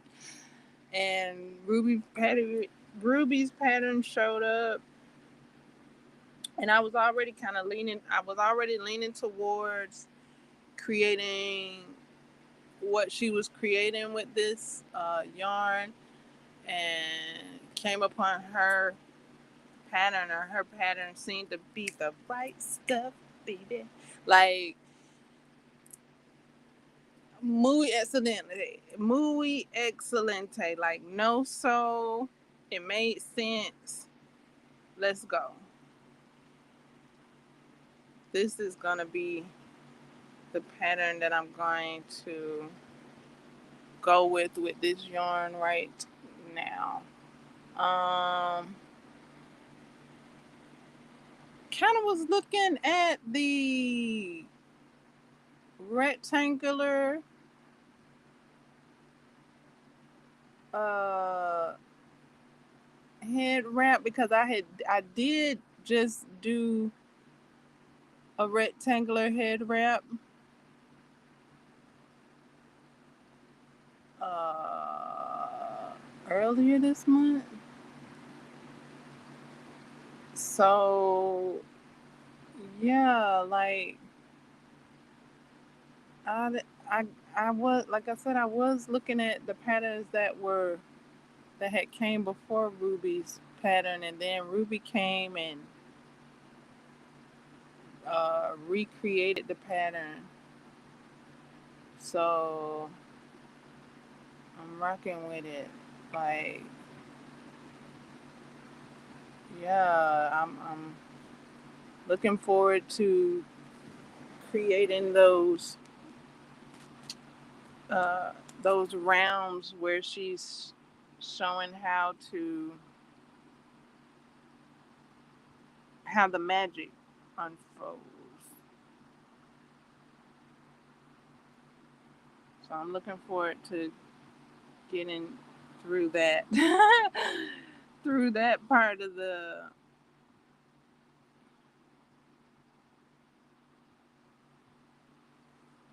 pattern, because I'm like, okay, Ruby, you gonna hold my hand? Ruby, you gonna hold my hand, girl? Like, because she's showing us and she's telling us, but I'm like, am I gonna be able to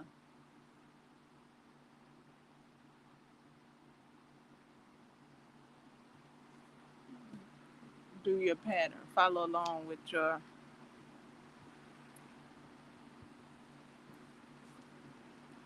tutorial? Because I hear you. I do see it is similar to a pattern that I've attempted before, and it's like a oval type pattern. But yeah, I'm looking forward to getting across that part and going to the to the next part that's simple, back to simplicity, because there is some intricate components to the pattern that I'm like, talking myself up on like, yes, okay, Ruby done told us how to do it, so it's doable. It's doable. It's doable, right? But Ruby told us what to do. She done told us now. So we're gonna be able to do this.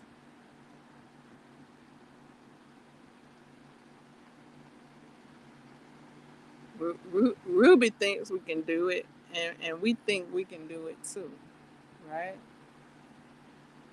And Ruby also, I think she even said if we have questions to let her know. I think that's what she said.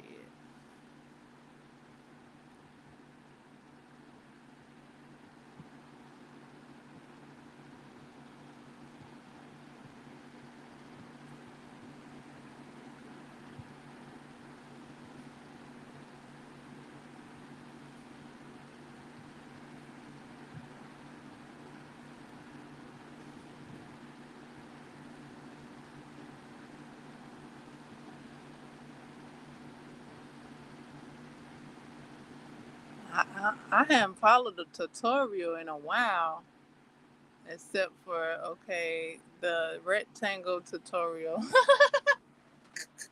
that I just followed. But before that tutorial, I was on my learning to read patterns lessons. So I had been reading patterns, making stuff with patterns um, for a while. So yeah, this is a tutorial, but it's also a pattern. She has also made the written pattern available. So if you want to get your written pattern on, learn to read patterns, you can with Ruby's pattern. And she has a visual video of how to create the pattern as well to accompany the pattern.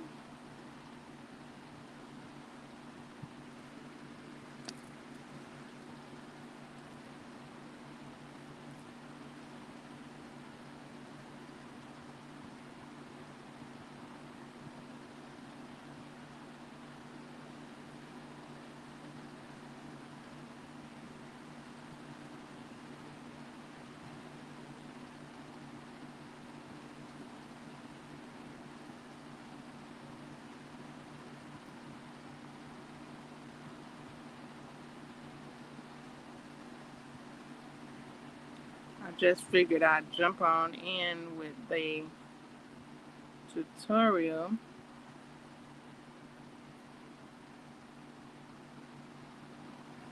Or I should say the visual. So I'm going with the visual first here.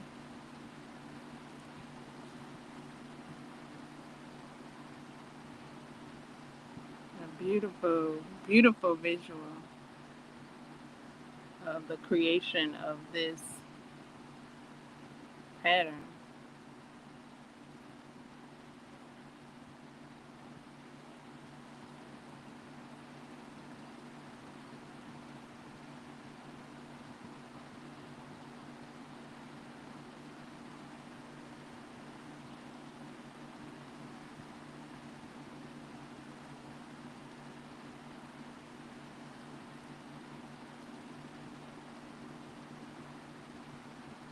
Okay, I'm at the last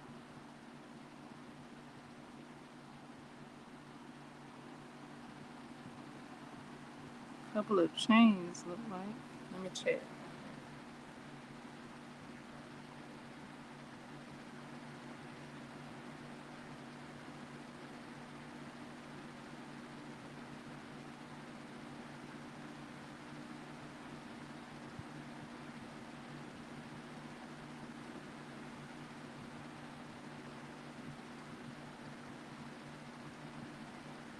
Okay, so I'm at the last chain and I don't know what to do. I have to chat back with her pattern to see where to go next. So yeah, I got the first round done. Yay! I got to the end, and now at the end begins the next part. What? Crochet be teaching life lesson? What? At the end it begins? What? So okay. So yeah, I'm gonna set it aside and see what comes next after this part here. If you got something done, if you got some stitches done during this live stream, let me know.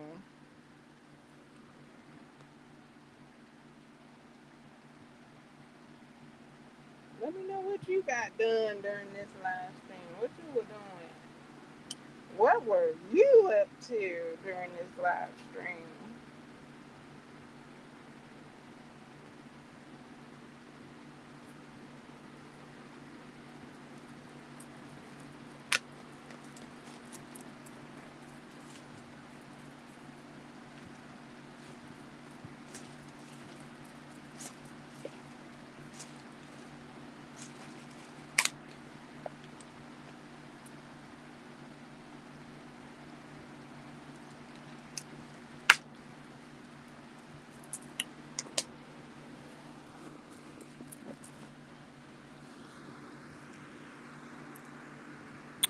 Okay, so set that down. Hold on. Let me see. Hold on. Let me do a bit of switcheroo and I can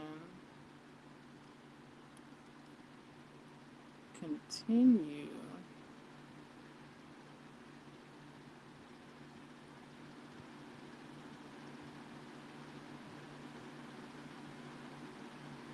I think. Let me check.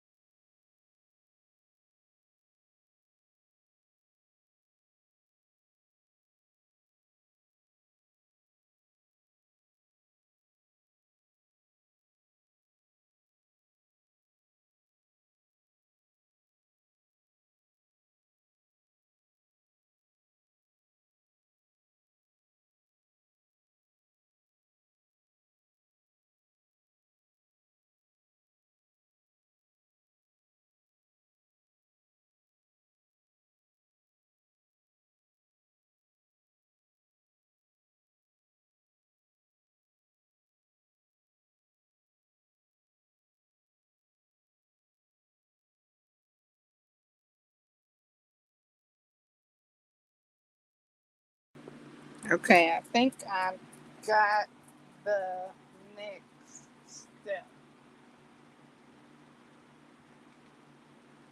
Okay, to be able to continue.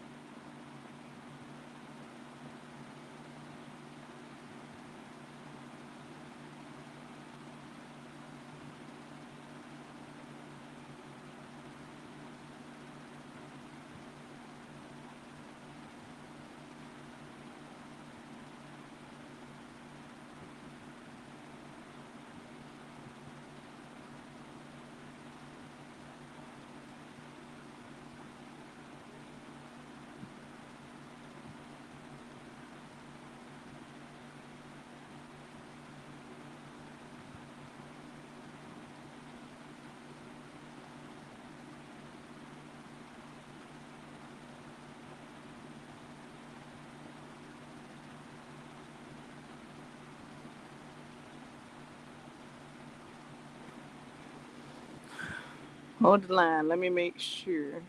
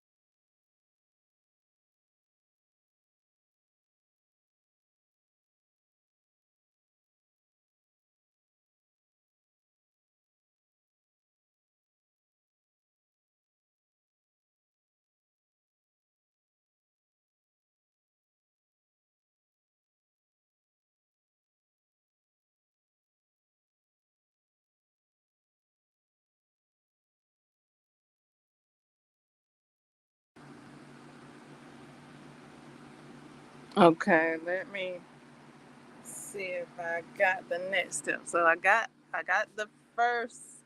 the last first stitch right. I got the last stitch right. Okay. I had to rewatch it to make sure. Okay, now continue. Boop.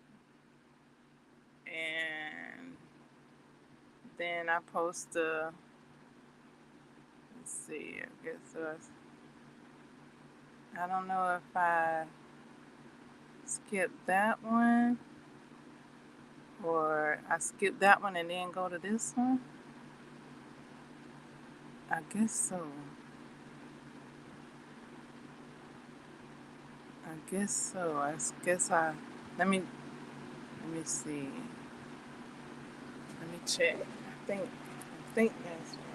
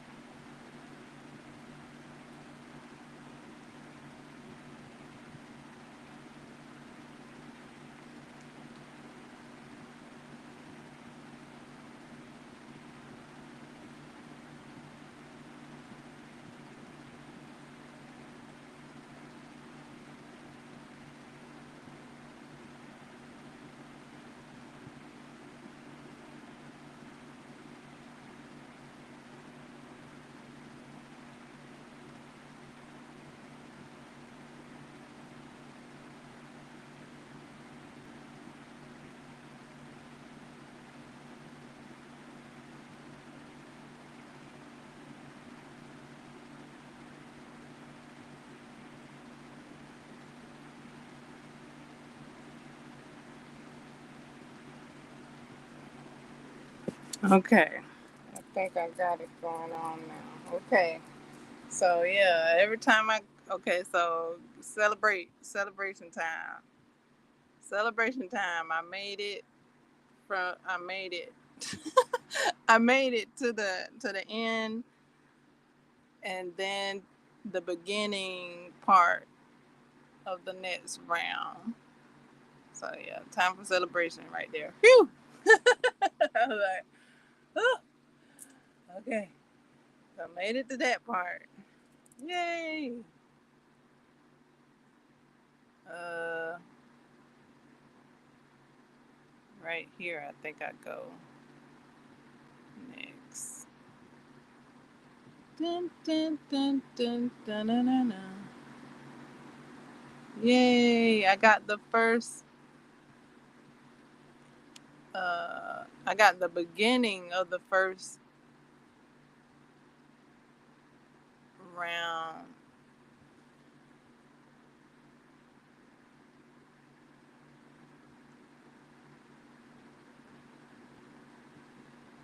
On the go.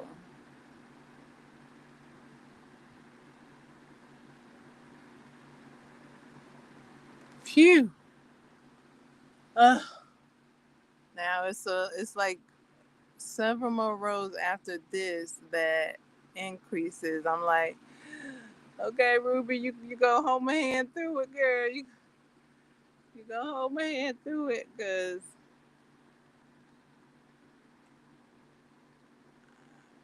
I did a similar pattern to this, and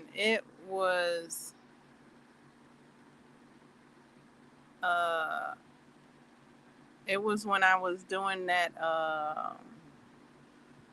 boot boot slipper pattern, and I was learning how to read the pattern, and it took me several tries,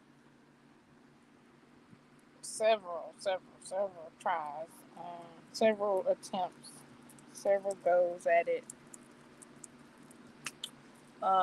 Just learning to translate the written pattern. Not for this one, but for a similar type of pattern. It had some similarities to it, some similar structures, if you will. So that's I'm kind of a bit. I was like, but the yarn that she's using, and the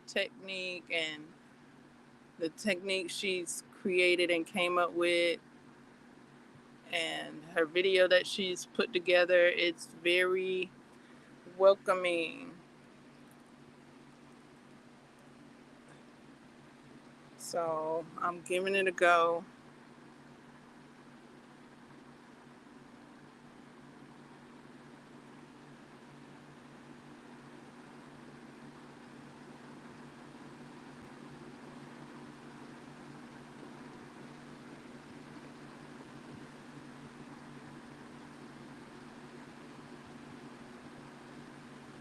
One stitch at a time.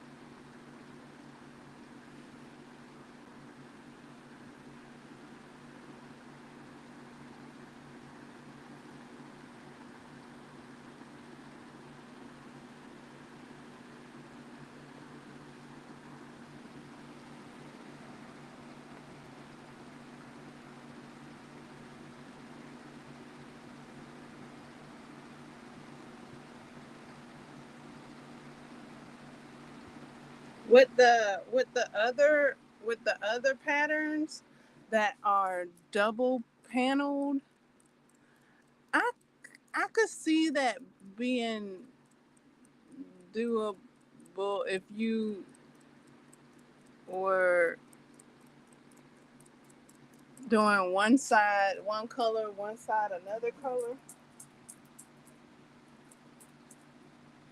Perhaps that would be an efficient way to do that.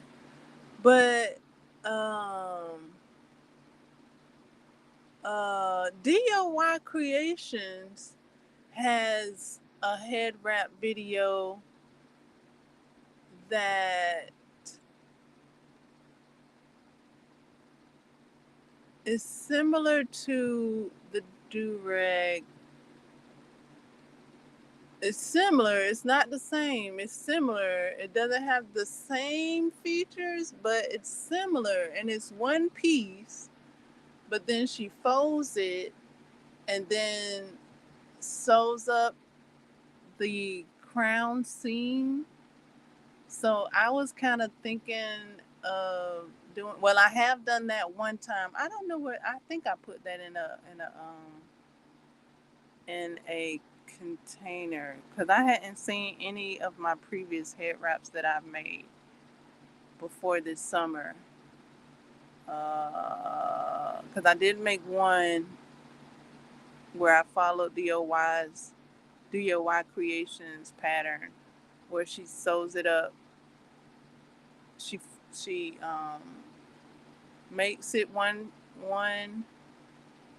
and then folds it and then seams it, and I guess to not have that pointy part,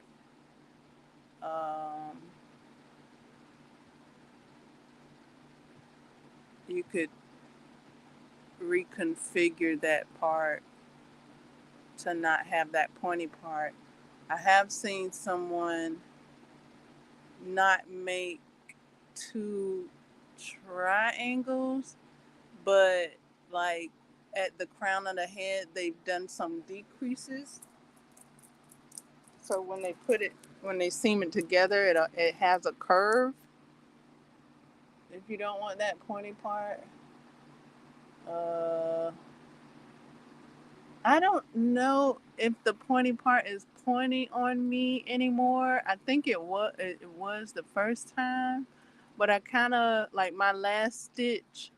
I poked. I went through the pointy part and inward. But yeah, there was just a teensy bit of a pointy part, but it wasn't meant to be worn like that per se. It was DIY Creation shows several different ways it can be worn. But for a little while, I wore it basically like a hood for a little bit because I like the cascading uh, effects on the sides. Uh,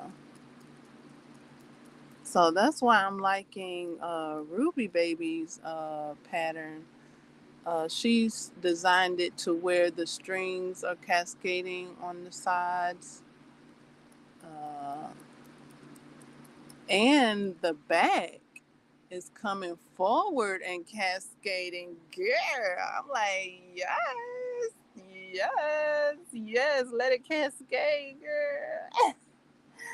So yeah, I like seeing that. She's designed it in that way. So on the second round, loving every stitch.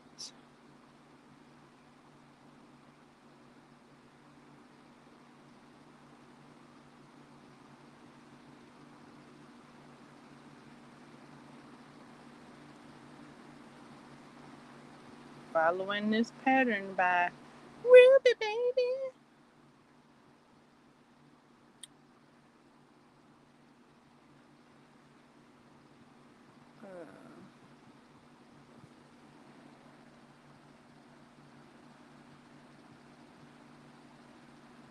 But yeah, Ruby Baby, she's made several of these.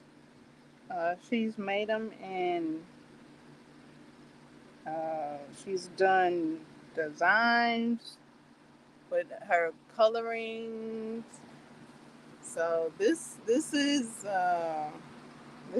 vast. This is quite vast in what she's created. I think I saw somebody do a two-tone one though. I think, I'm not exactly sure, but that's what the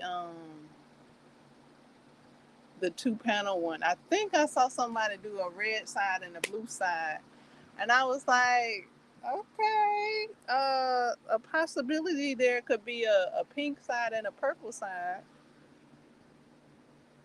for that. So yeah, there's a lot of creativity, inspiration uh, amongst these patterns, because it's really what you choose, what you feel like going with. So there's plenty of patterns to choose from that fits your style, fits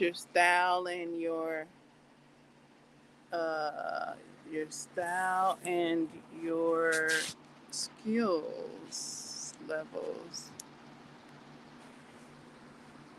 Your style and your skills levels. That's what I saw.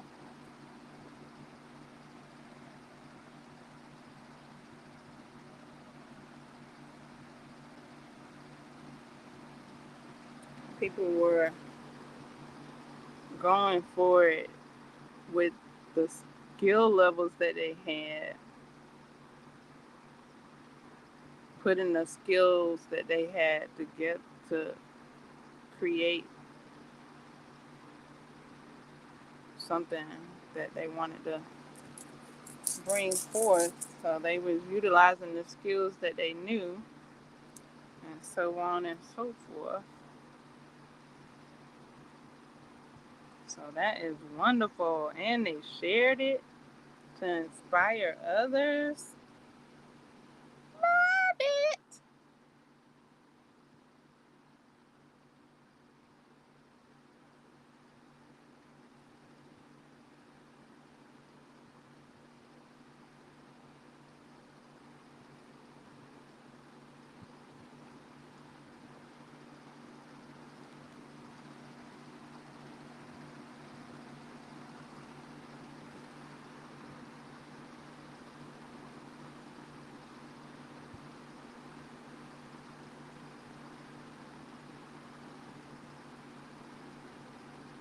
Oh boy, did I miss a?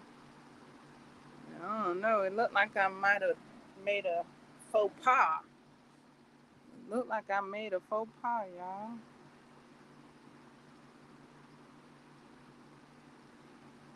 What do I do?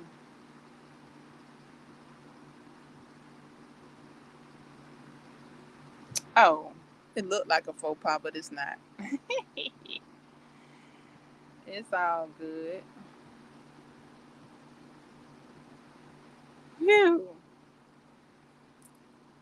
I thought I had to maybe. One option was to take it out and do it again. The other option was to leave it and keep it pushing, keep it on going. But no, it wasn't even a mistake. It looked like it was for a couple of blinks there.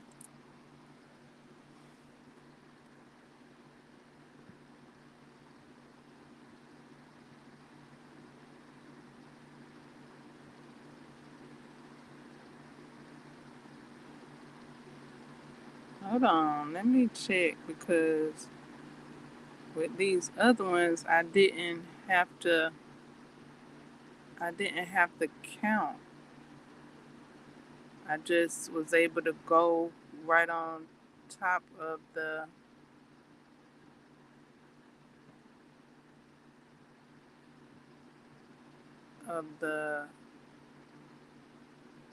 stitch.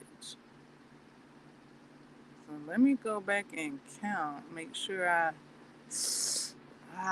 might have to take out my stitches because I wasn't counting my stitches. I just was plopping them on. Just was plopping them on top of the stitches because it looked like it went there, but it looked like in doing that, I might have I might have skipped a stitch or two.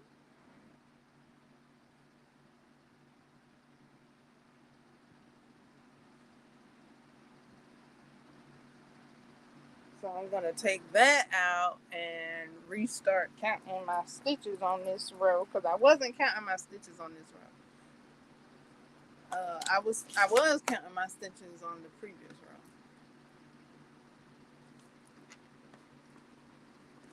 Like not counting, but uh, accounting for the pattern.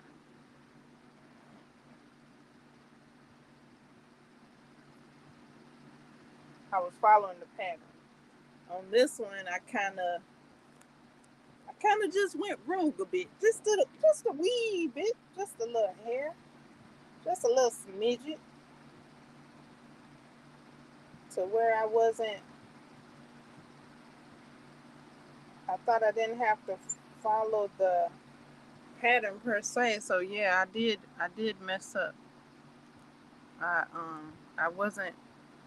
I wasn't skipping the stitch like that. I was misplacing my stitches. So I've got that, getting that corrected.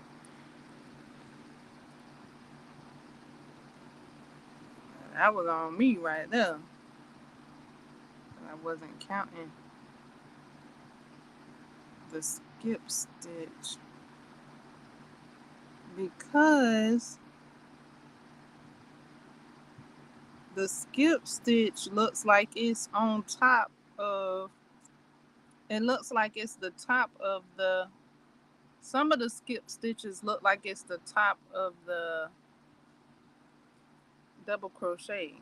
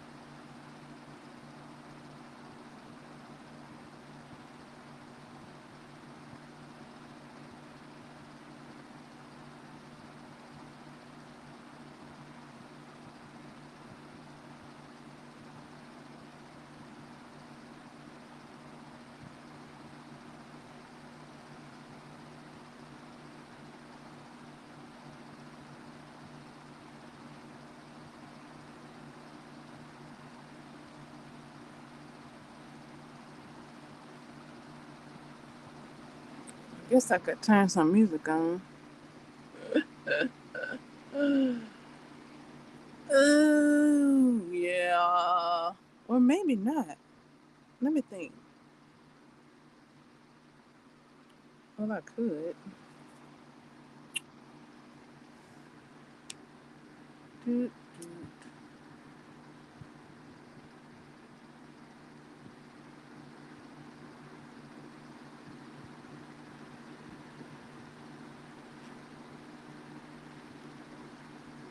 Ugh. Maybe not. I'm alright. Are you alright? Counting the stitches so that I can follow the pattern. But boy, oh boy, I went hopping along in this pattern thinking I didn't need to count the stitches. I mean, account for the stitches.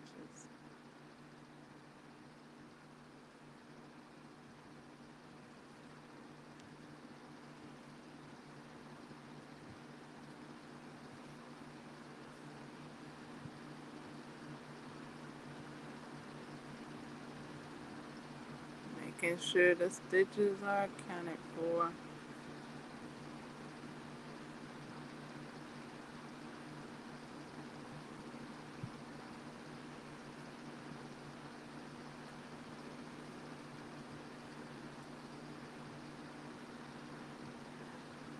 What you working on or playing on? One, two. Are you playing on anything? One, two.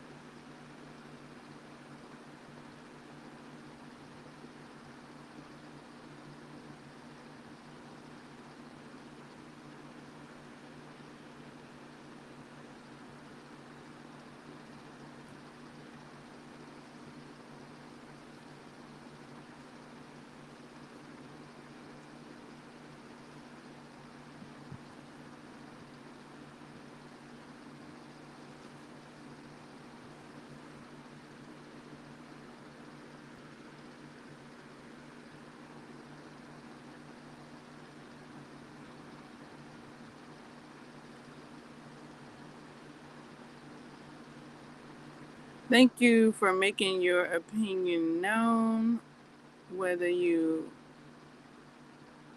liked or disliked the live stream by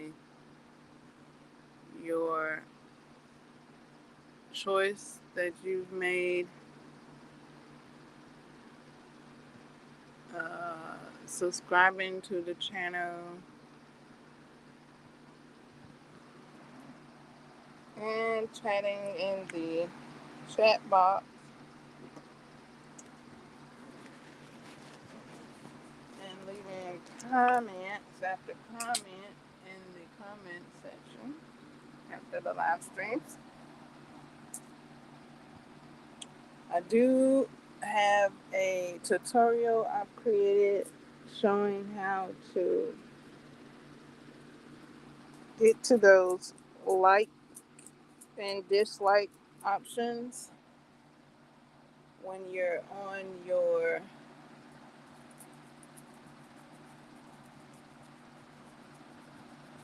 television through your uh, consoles and your controllers and your remote control.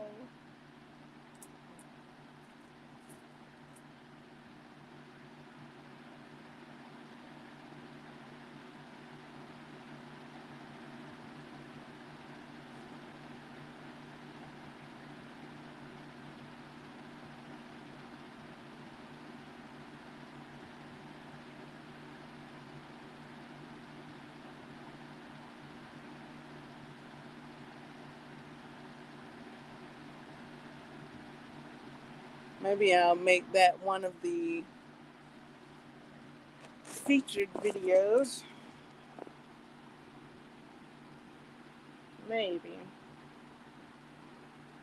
Right now, I have a motivational video about crocheting.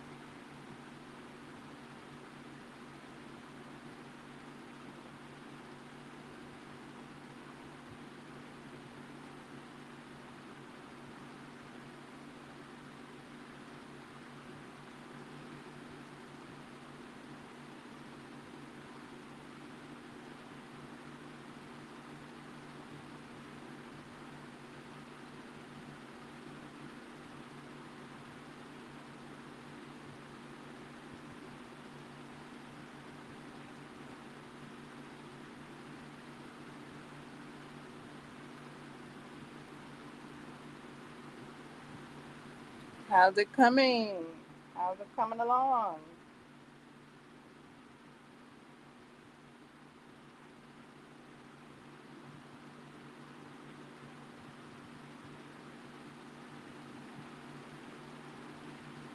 Coming up on the last few stitches of this row myself.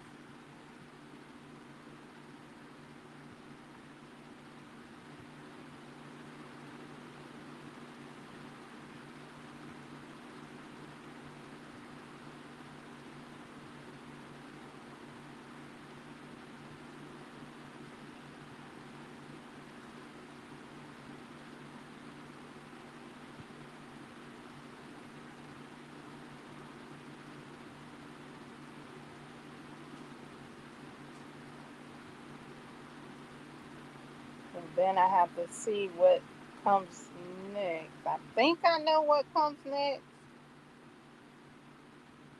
but I think I'm gonna make sure first. I think,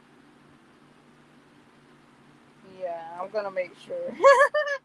I think I know, but I'm gonna make sure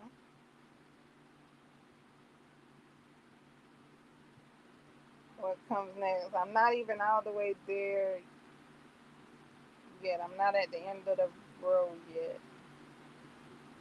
Got a handful of stitches to go.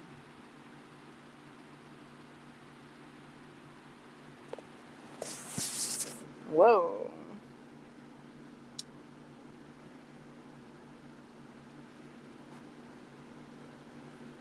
Okay.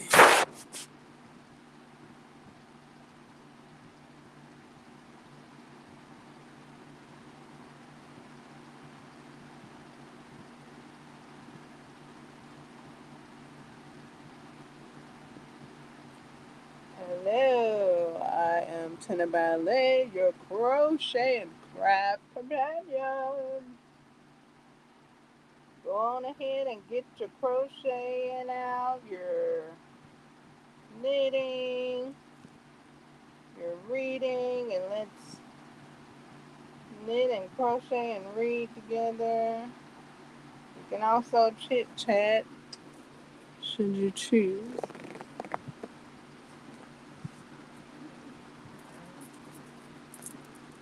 Whatever you're doing, sewing, I don't know. Whatever you're doing, you can let it be known in the chat.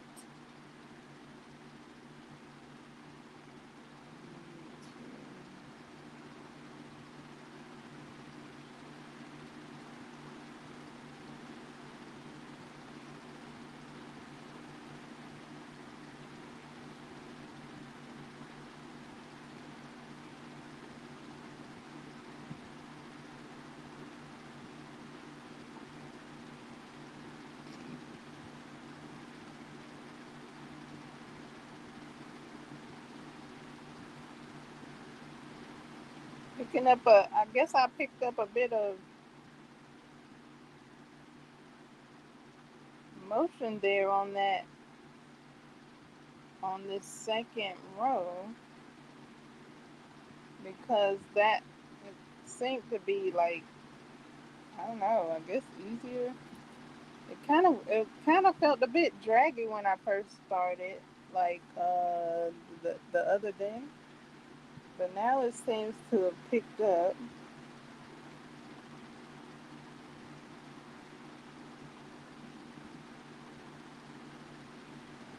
So that's cool. Cause I made my chain longer than I needed to, like about maybe 3 times longer than I needed to. So I had to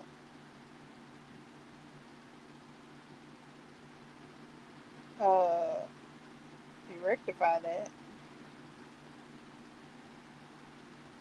I had to rectify that. Mhm. Uh,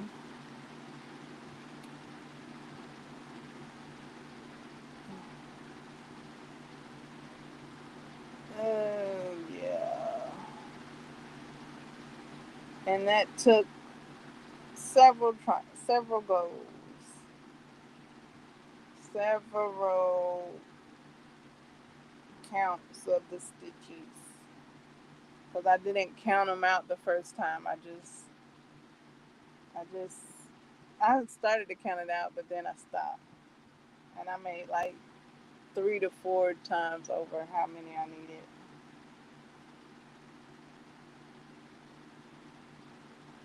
I was like, whoa, I made that many?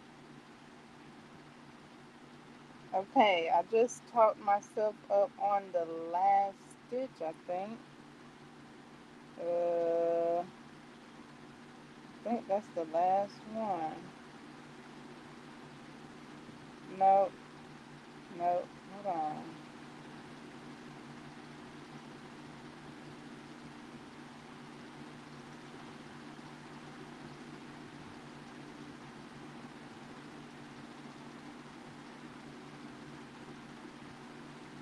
Hold on. Trying to see what comes next. There's a stitch here that looks like it doesn't have a space.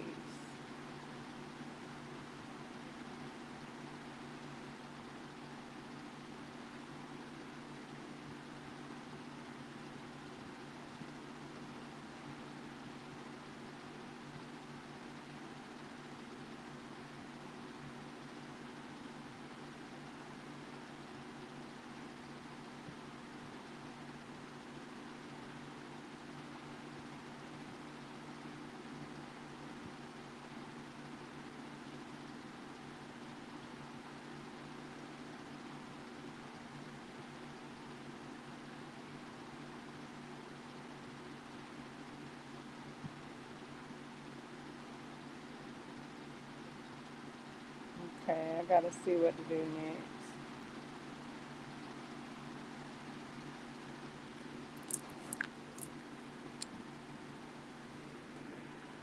Mm,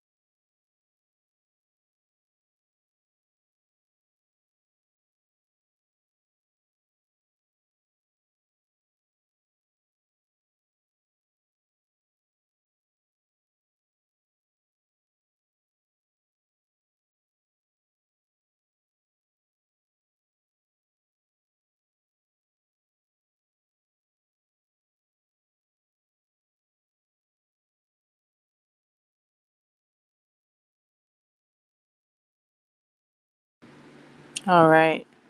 So I got the next step. Uh oh, she back. Hold on.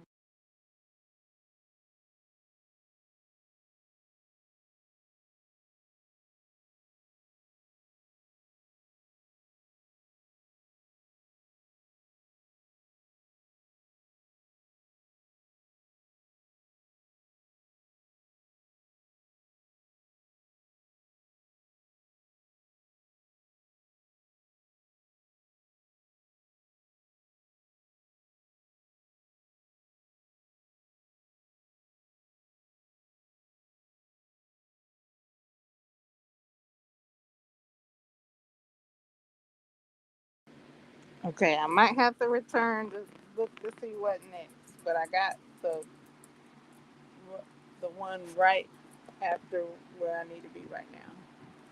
Okay. So yeah, this is simplistically intricate. Okay, let's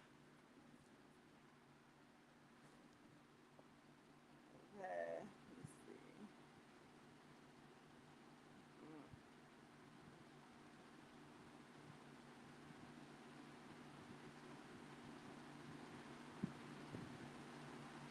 It's my first time following this pattern, so I gotta be following the pattern, right? To follow the pattern.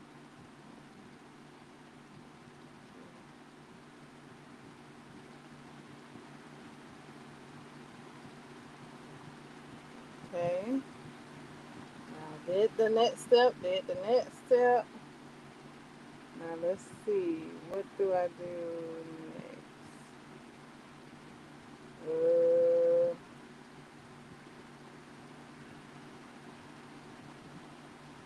Do I go right here?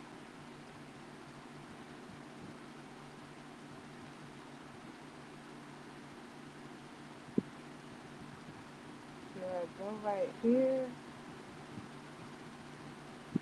I don't know if I go right there. I think I do. Let me check.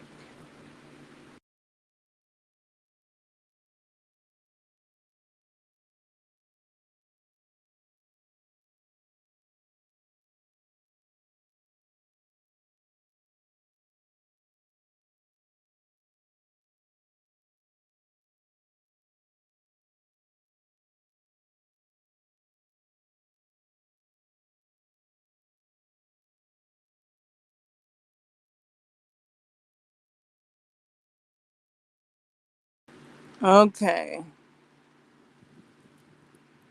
Looks like that's where I go for the next go round. Okay.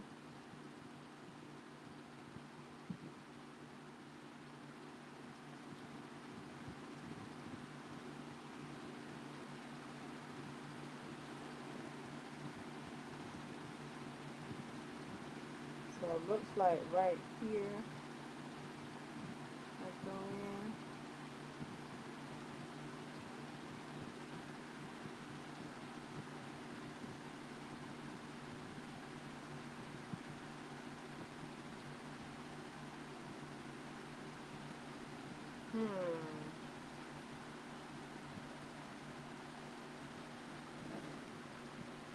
Crochet in the next stitch.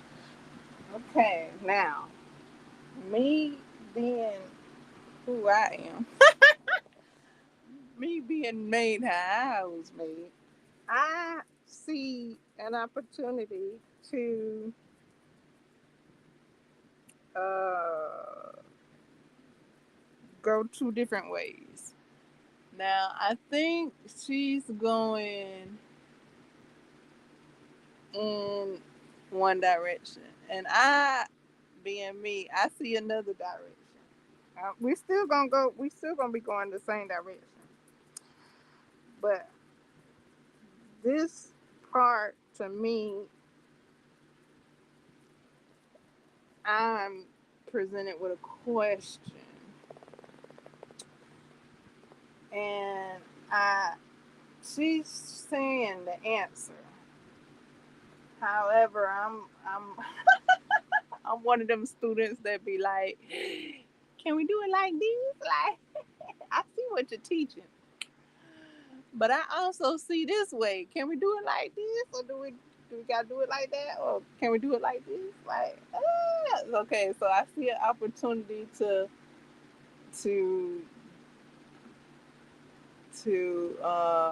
make a change. I wonder,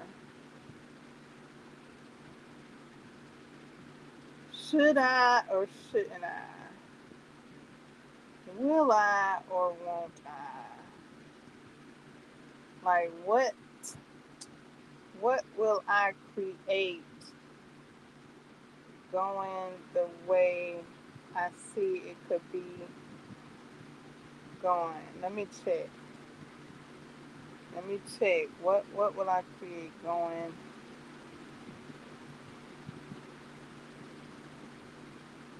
Doing it slightly obscured from the pattern. Just a slight obscurity. Let's see if I can if it can even be done the way I'm thinking.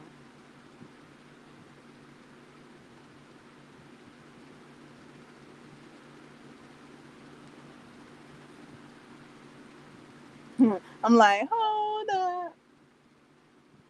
Let me see you squirrel. Okay. Let's see.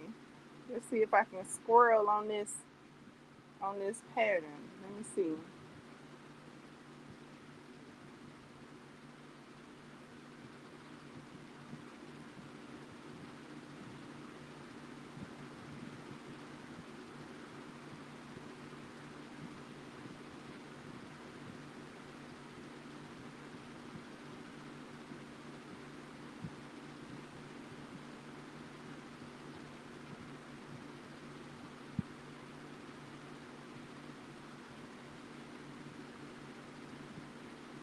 It looked like it might take me a little longer to squirrel on this pattern.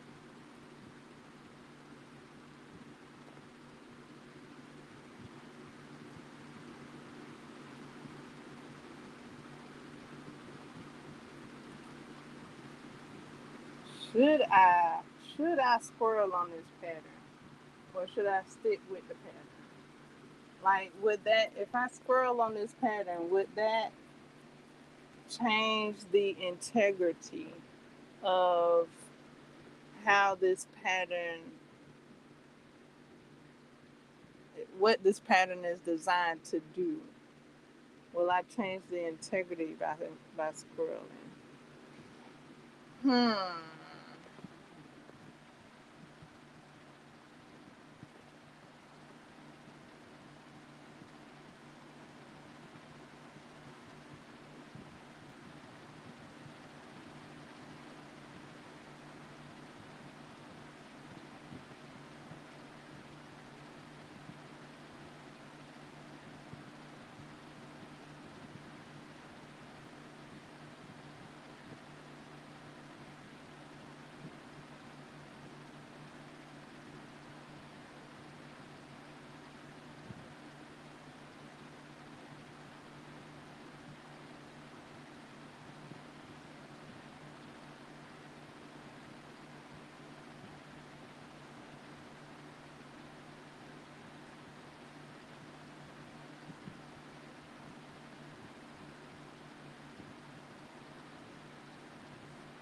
The integrity, what I mean by that is the functionality.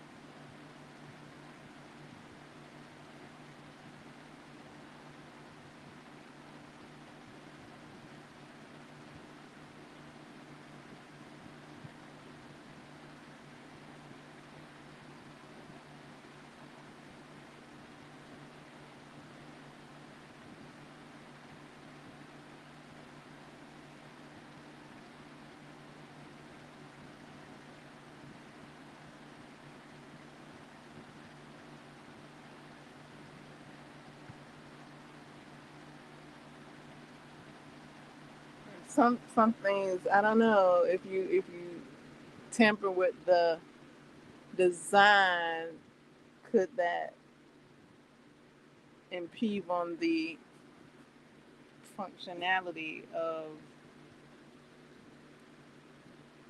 the material?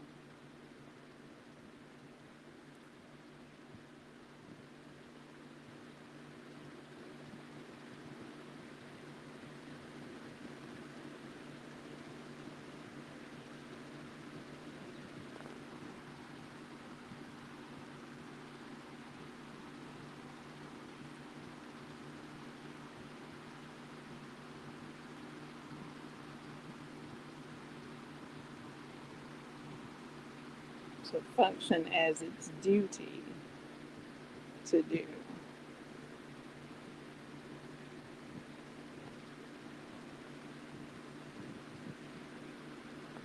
That is quite a conundrum.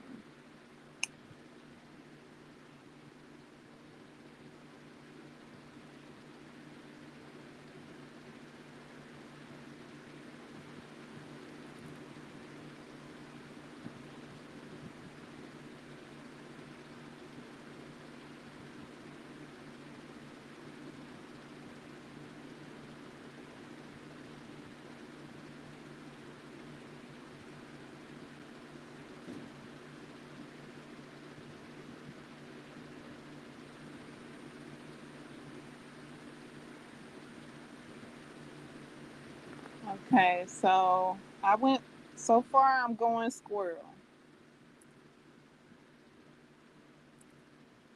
I'm still following the pattern. I just saw where I could be different, and I'm doing something different. I don't know. I don't know if that's the thing to do because I keep like I don't I don't pose the question like is it gonna mess with the integrity, which I do. I don't. Well, it's almost like inventing something. You don't know till you invent it, and then you try it, and then you'll see whether then you get your answer, right? You gotta keep going till you get your answer. So you gotta create the thing to get the answer from the question. The thing has to be created for the question to be answered.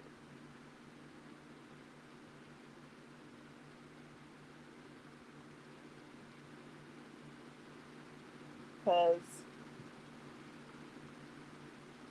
you could say yay or nay just for assumptions or hypothesis.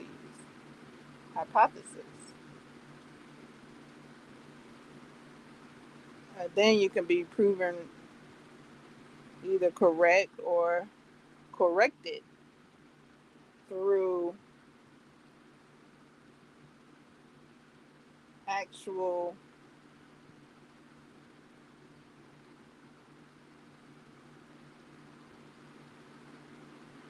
functionality of the product.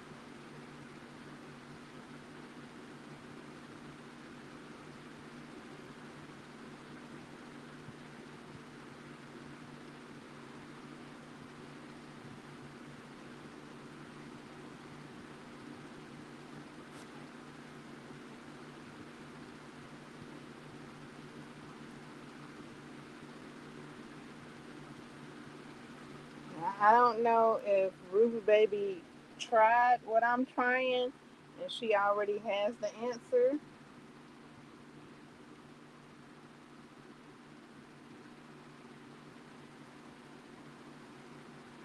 Because I hadn't asked her yet.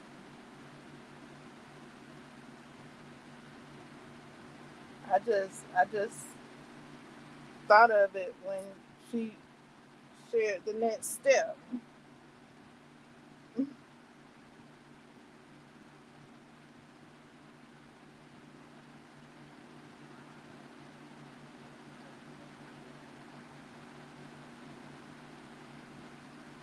So perhaps through her creating this project, perhaps she knows the answer. I don't know. I'd have to ask if she even took this route that I'm taking now, and what she discovered if she even took this route. What did she discover? So perhaps I'll find out just on my discovery with this route.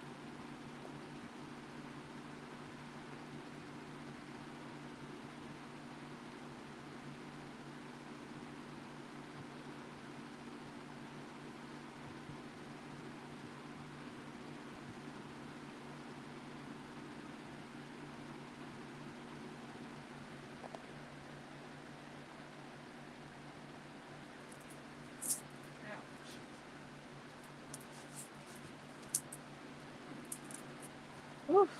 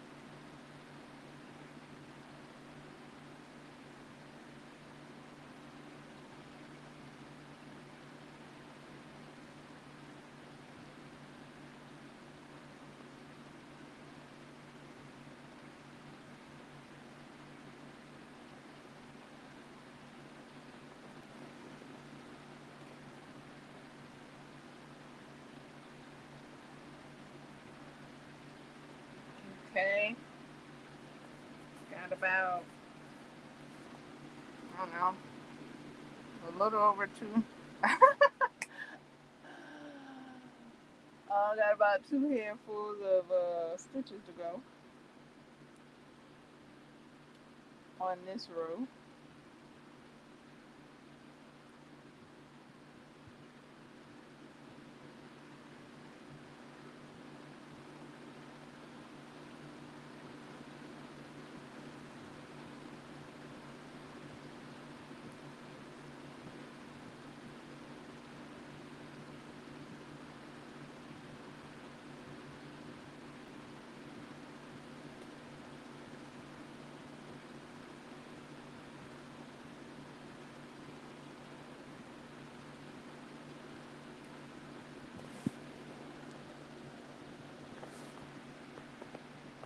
Okay.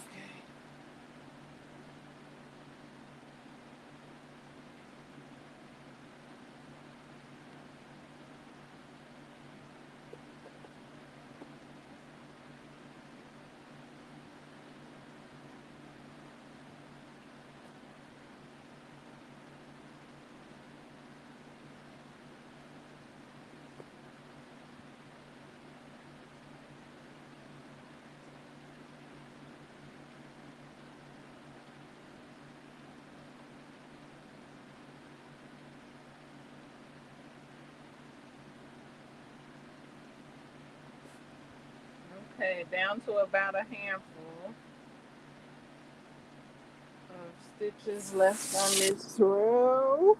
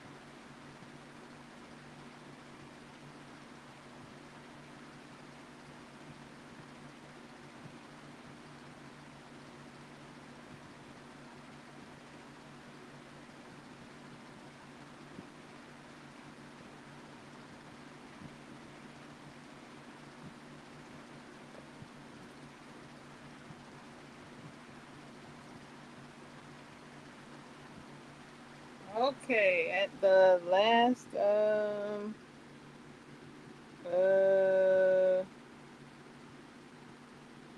uh stitch here.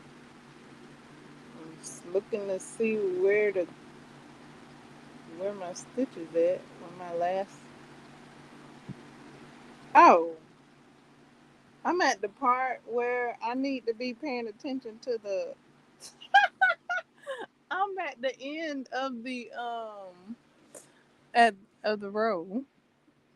So I need I'm at the end of the row that needs to uh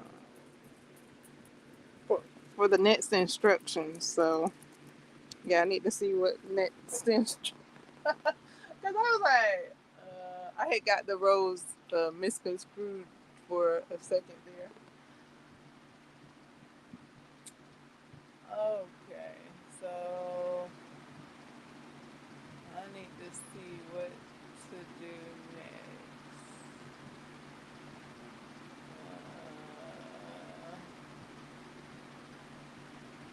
And I might need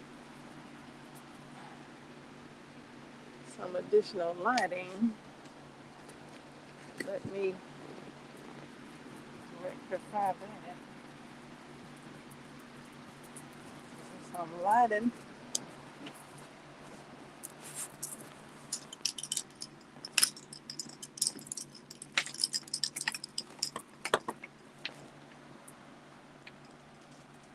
Okay.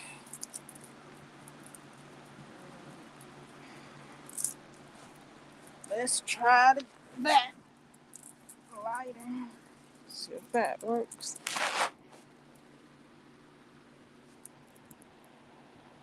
Mm.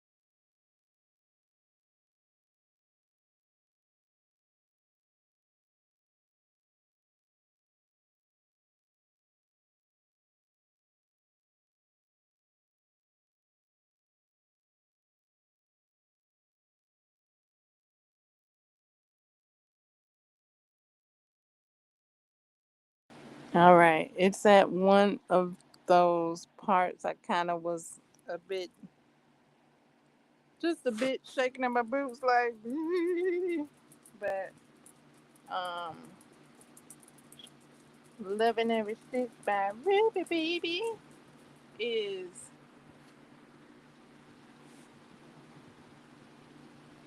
doing a muy excelente craft by showing each step. So let me follow along here with each step.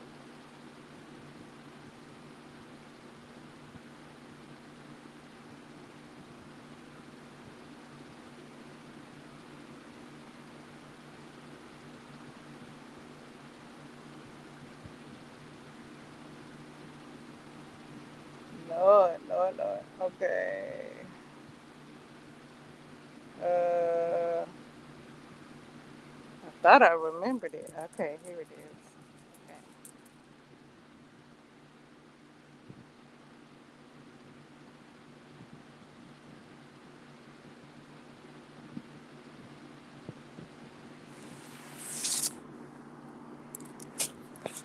I thought I remembered it. Let's see. My pictures kind of look smaller than hers.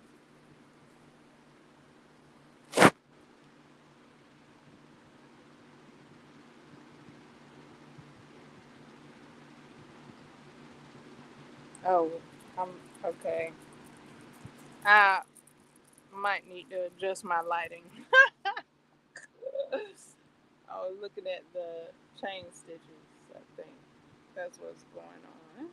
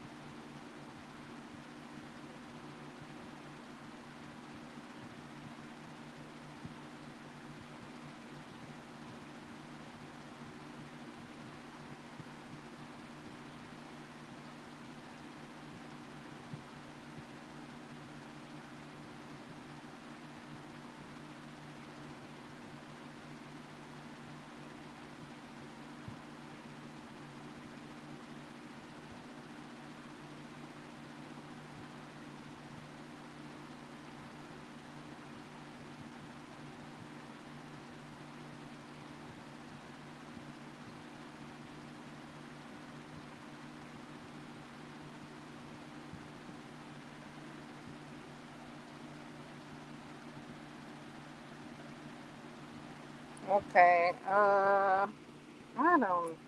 I don't know why this part is kind of confusion to me.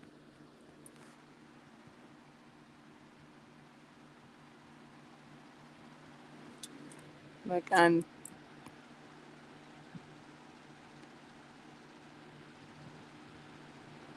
mm,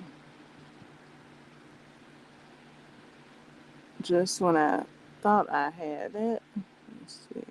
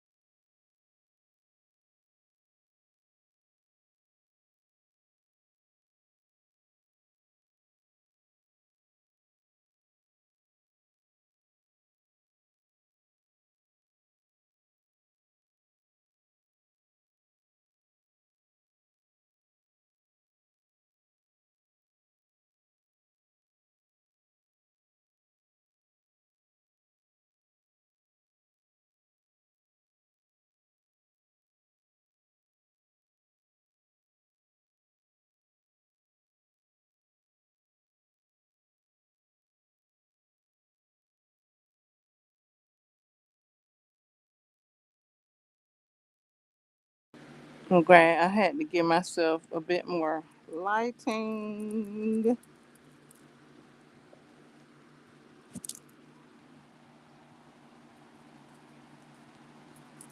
that I can account for all of my increases.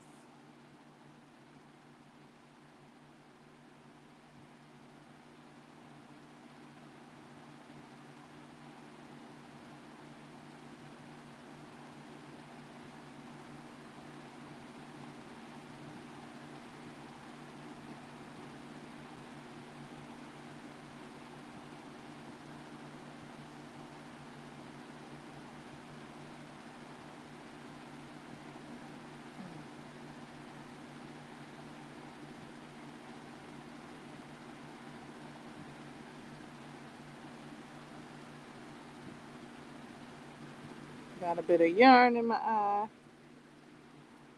Okay.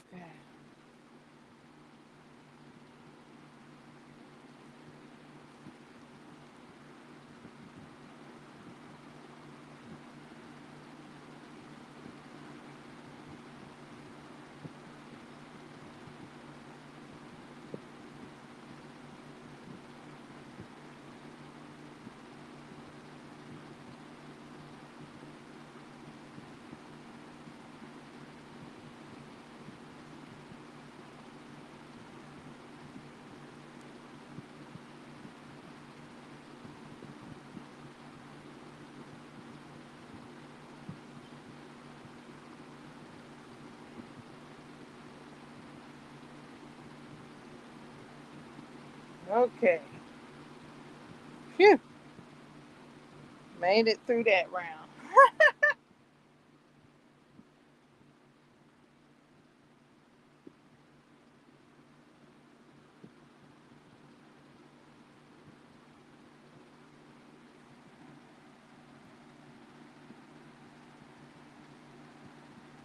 Loving it.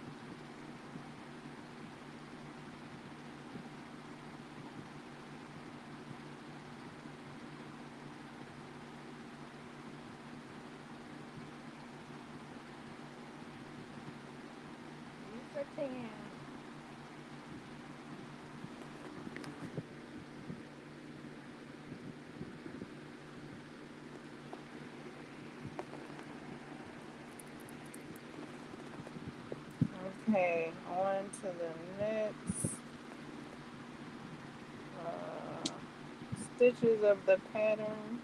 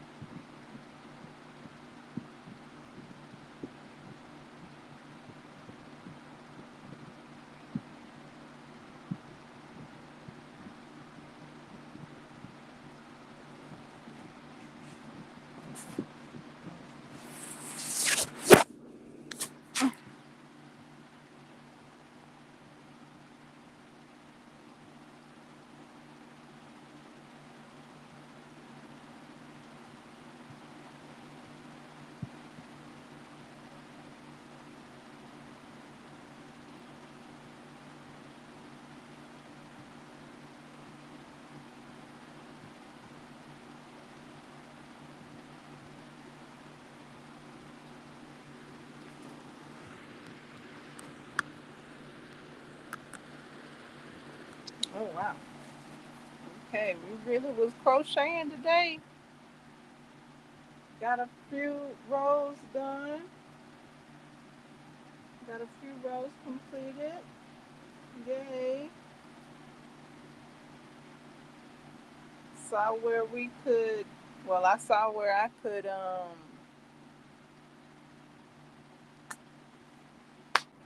add to the creativity. So I'm going I'm going my route of adding to the creativity that already was, and I'm creating something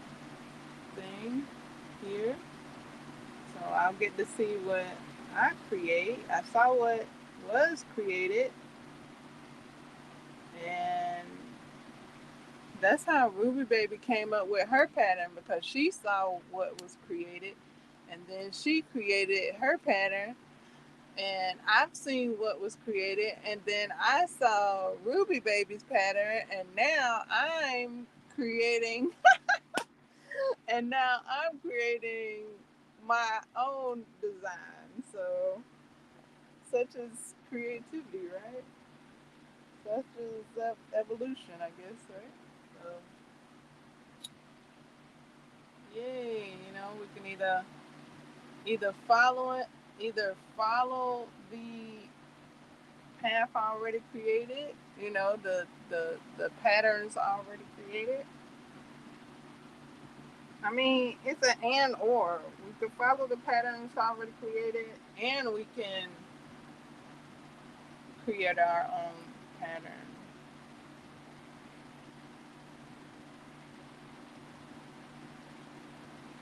We could veer off a bit of the previous pattern and thus reconstructing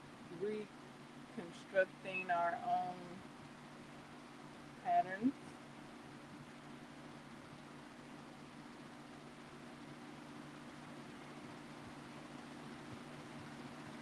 Reconstruct our own patterns conducive to our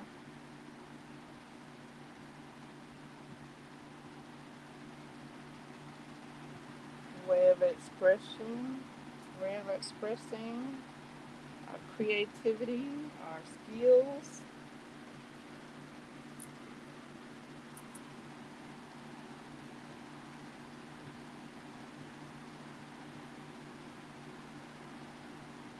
Our expressions.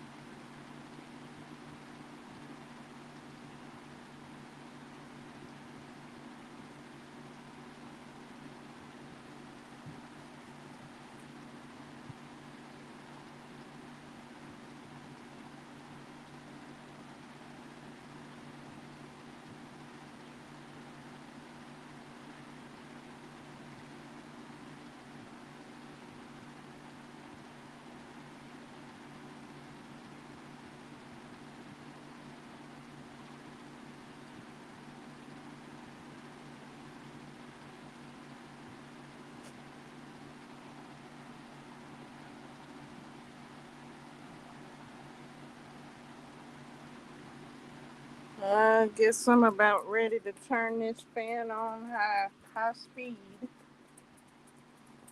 I don't think I'll be audible with it high speed.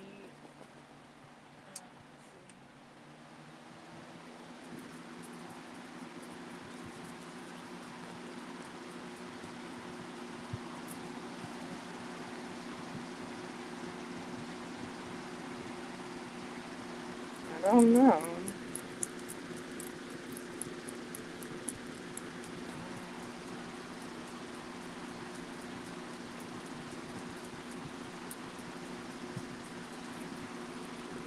Ow!